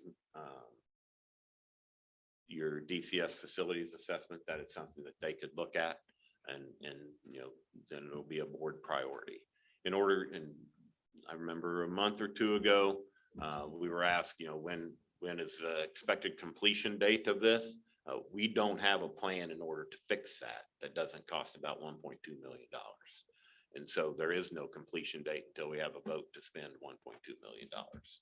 And so I think that that's the thing that we need to, if the tennis courts were playable, we'd be playing on them. And I think that Mr. Fenton has also waited to, we have the paint that we had talked about in order to fix the slick spots. But until we have a better resolution to the base part of that, as Jeff said a long time ago, that you're just wasting money fixing the top. So that's kind of where I'm at on the tennis court. If there's other direction from the board, I'll more than willing to work on those in the next couple of months. Just let me know. Thank you for the answer. It's not what I want to hear. I was hoping that the company that did the construction would understand our dilemma and step up and at least offer to help pay for the repair of it. I mean, we had it for what, one good year? Is that accurate? Do we even have it for a year where we could use it and have tournaments on it? We used it for approximately a year, yes, Pete. 1 year. It's just, yeah. I don't know what else to say, but thank you for running it to ground. Yep. I hate that we're gonna eat 1.1 million for a tennis court to get it operational, but the kids deserve it. If they deserve iPads, then they deserve their extra activities as well. But we're gonna tell them, no, we gotta push that back until we can afford it. That's what we're looking at, that facilities assessment. Yeah, but if we get the bond, are we really gonna put 1.1 million towards a tennis court when we have all those other things that are due? I mean, that's where you set out all the dollar amounts, and you literally put it all out in front of the public, and you have public engagement and say, what's your top 10? If we've got X amount of dollars, and I mean, we'll be able to forecast it with them. Here's how much money we can go. Here's, would you look at a 10-year, a 15-year, 20 plus? Here's the funds of where we have it, what we have, and how far it'll go. Will the city look at it and say, yeah, we want tennis courts, or hey, we want all your parking lots fixed, or build a bus barn, or put in handicap accessible playgrounds everywhere. It's one of those things until we have hard numbers and we can present it to the public to say, hey, here's your voice. Here is your voice on this. Here's what we're going to present as a bond, and here's what we're going to fix with it. If this is what you guys want to vote for. I know as soon as I get home tonight, I'm gonna get a phone call. Someone who's gonna mention that I don't even know how much it costs to build the tennis court, but they're gonna say, how could we let that happen? How could we have a tennis court that we spent a 1.1 million on and we used it for 1 year? And I'm sure we're all gonna get those phone calls. It's And distasteful. I don't know what to tell them. I don't know the right answer. And what have they said? I mean, the builders, what have they said? Or they, just the warranties are up, so we're not gonna help you, or, I mean, what legally, what has been a response? So we did our work in order to make sure it was built the way that it was supposed to be built. A large part of that, I believe, was the idea of where it was built and the amount of water that is either coming up through a spring underneath or is coming down off of the hill, off of I learned more about clay when you were talking than I cared to. The water table been coming down and stopping right there. So that's why. The name of it. There's an aquifer that Yes. can produce up to 55 gallons of water a day.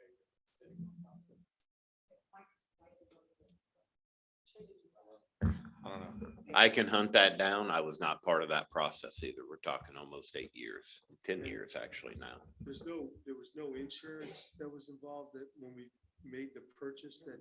Bond would have been for a year afterwards, and then after that, you're against the company. You don't carry a bond, so the company would, every subcontractor underneath would have been a bond with the company. And then after a certain amount of time, that bond, that's your insurance, your fallback against the company. If they go belly up, you can take that money and it's yours to.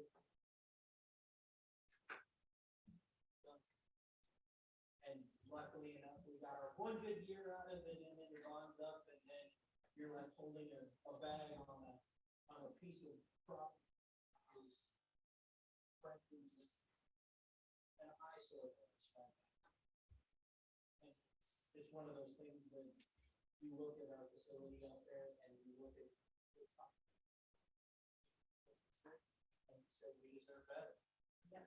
And the only way we're gonna get better is by asking for how we fix it. What's the cost? How can we make this easier to pay for in the first place?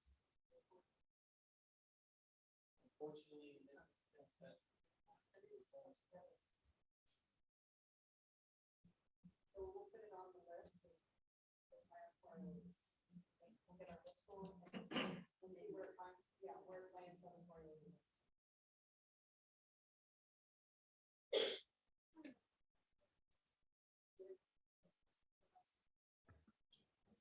They practice over here by the middle school, and they also have worked with Leavenworth in order to be able to use their courts.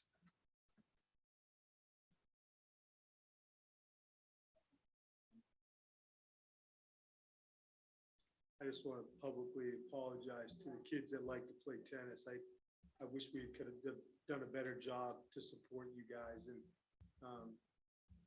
I, as a board member, I take responsibility for not being more and making more initiative to make sure that this didn't happen.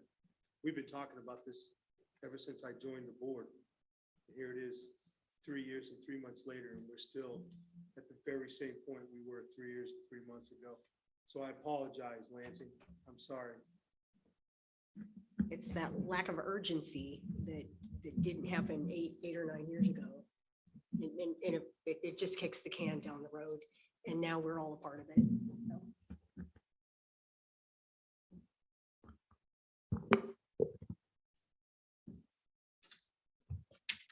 Okay, with that, we're ready for executive session.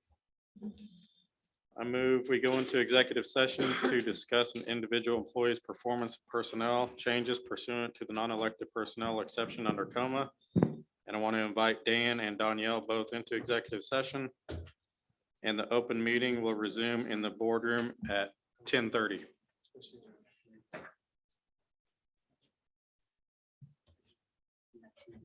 I need a second. We had a motion and a second. All in favor, say aye. Dan said an hour. So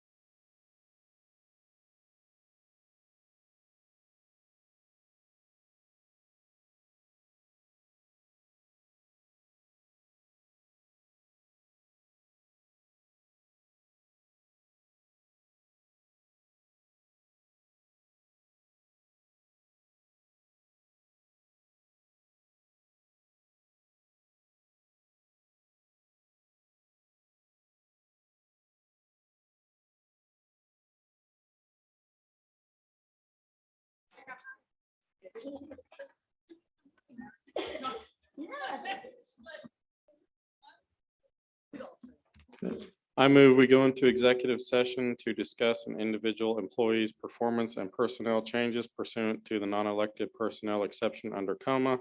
I'm inviting Superintendent Wessel into the meeting, and the open meeting will resume in the boardroom at 11 o'clock. Motion is second. All in favor, say aye. Aye.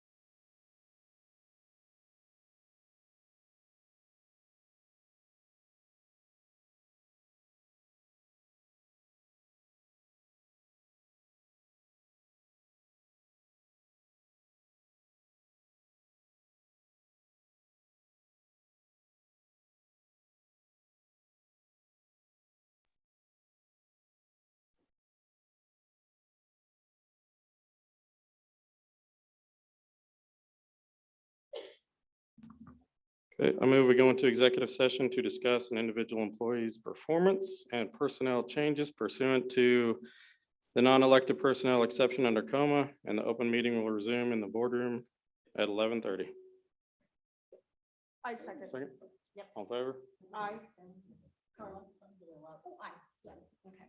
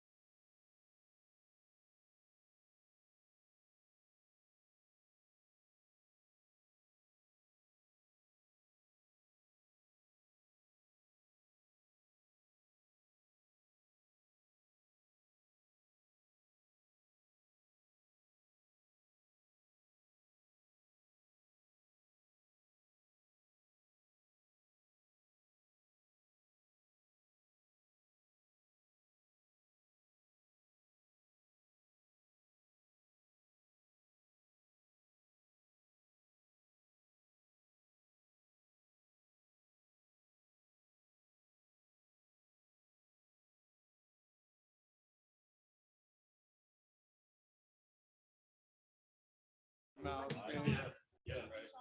what you're trying to do. Oh, I know. Josh used to do that with lunch, we laugh. Okay, we're back in open session. I will move that we approve the following new hires. Charlotte Hodges, paraprofessional. Emily Easom, second grade teacher. Melissa Schnell, paraprofessional. Paul Hansen, interrelated teacher, head high school wrestling coach. Peyton Mathis, teacher assistant. Jessica Waters, paraprofessional. Sierra Dominic, paraprofessional. Summer ESY. Ashley Contreras, bus monitor. I move that we approve the following job transfers. Chelsea McDaniel, and this is a correction from March, from functional LIS to functional LES. Debbie Beal, from kindergarten to interventionalist K-3. I move that we approve the following exiting employees. Bill Stewart, custodian. Michaela Mullins, paraprofessional. Jake Hansen, end of school year, psychologist. Ellen Brugman, at the end of the school year, math teacher, National Honor Society sponsor. Casey Williams, bus driver. Jessica Wells, end of school year, psychologist. Hannah Watkins, end of school year, first grade teacher. Rebecca Jones, end of school year, assistant principal. Beth Dowdy, end of school year, interrelated teacher. Jessica Vega, paraprofessional. Wakia Taylor, assistant cheer sponsor only. Glenda Oglesby, bus monitor. Micah Reed, teacher assistant. Cinnamon Earnhardt, paraprofessional / color guard. Sunny Nuthaki, assistant football coach. Christian Porter, assistant football coach / assistant wrestling coach. Brandy Atha, freshman class sponsor. Wes Cackler, assistant volleyball coach. Yanni Mann, assistant volleyball coach. Karen Averill, National English Honor Society, AKA Pen and Paw. Brandy Hamilton, assistant girls tennis coach. Kelly Swift, assistant debate, assistant forensic sponsor. Candace Scolari, sophomore class sponsor. Tom Creeders, head football coach. Brock LaPlante, assistant boys basketball coach. Chris Elliott, head volleyball coach. Rick Slater, assistant volleyball coach. Ron Averill, high school head wrestling coach only. Second. Motion is second, all in favor? Aye. Motion passed 7-0.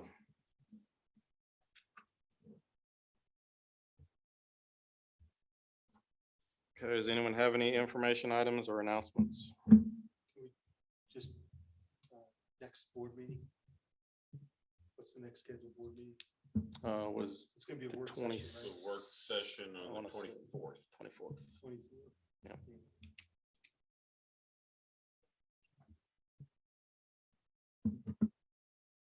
Okay, anyone have any future board meeting agenda items? I do.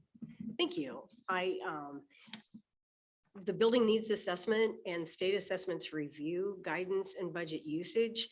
This just came out from KSDE in March of 2023. So that's last month. It has actually the requirements that must be fulfilled by every USD, a part of across the state of Kansas.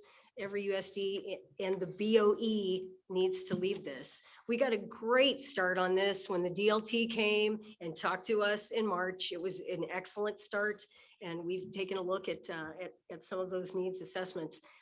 I would like to request that KASB come to one of our board meetings or work sessions and train us on what their expectation of the building needs assessment and state assessments review, guidance and budget usage is based on these 5 pages from March 2023. So I guess I'm requesting that they come. Okay. We have to approve it. Anybody have anything else? Yeah, I'd just like Chris to give us an inventory update, just kind of let us know how the tracking's going and how that system that we have in place now is working out for us. At the next meeting. At the next meeting, at the next meeting. Yeah, Yeah. Mom. And just so everybody knows, Chris is not in charge of all the inventory. So Chris can update his part of that, but it's also with the business department. So it's not just Okay, great. I need to make sure for Chris that we all understand, Chris is not in charge of the inventory for the entire. Just the IT. Yes. Just the IT. Okay, all right, great. Good. But we I'd can like do to, I'd just like to know how our tracking system is working out. Sure. So do I need to make a motion to approve us requesting training from KASB on building needs assessment, or we'll just kind of put that into a future work The session? agenda, yeah. Is that Talk right? about it on the See agenda. when they come. Yep. Is that it? Okay, ready for the adjournment? Okay, all in favor of adjourning? Aye. Aye.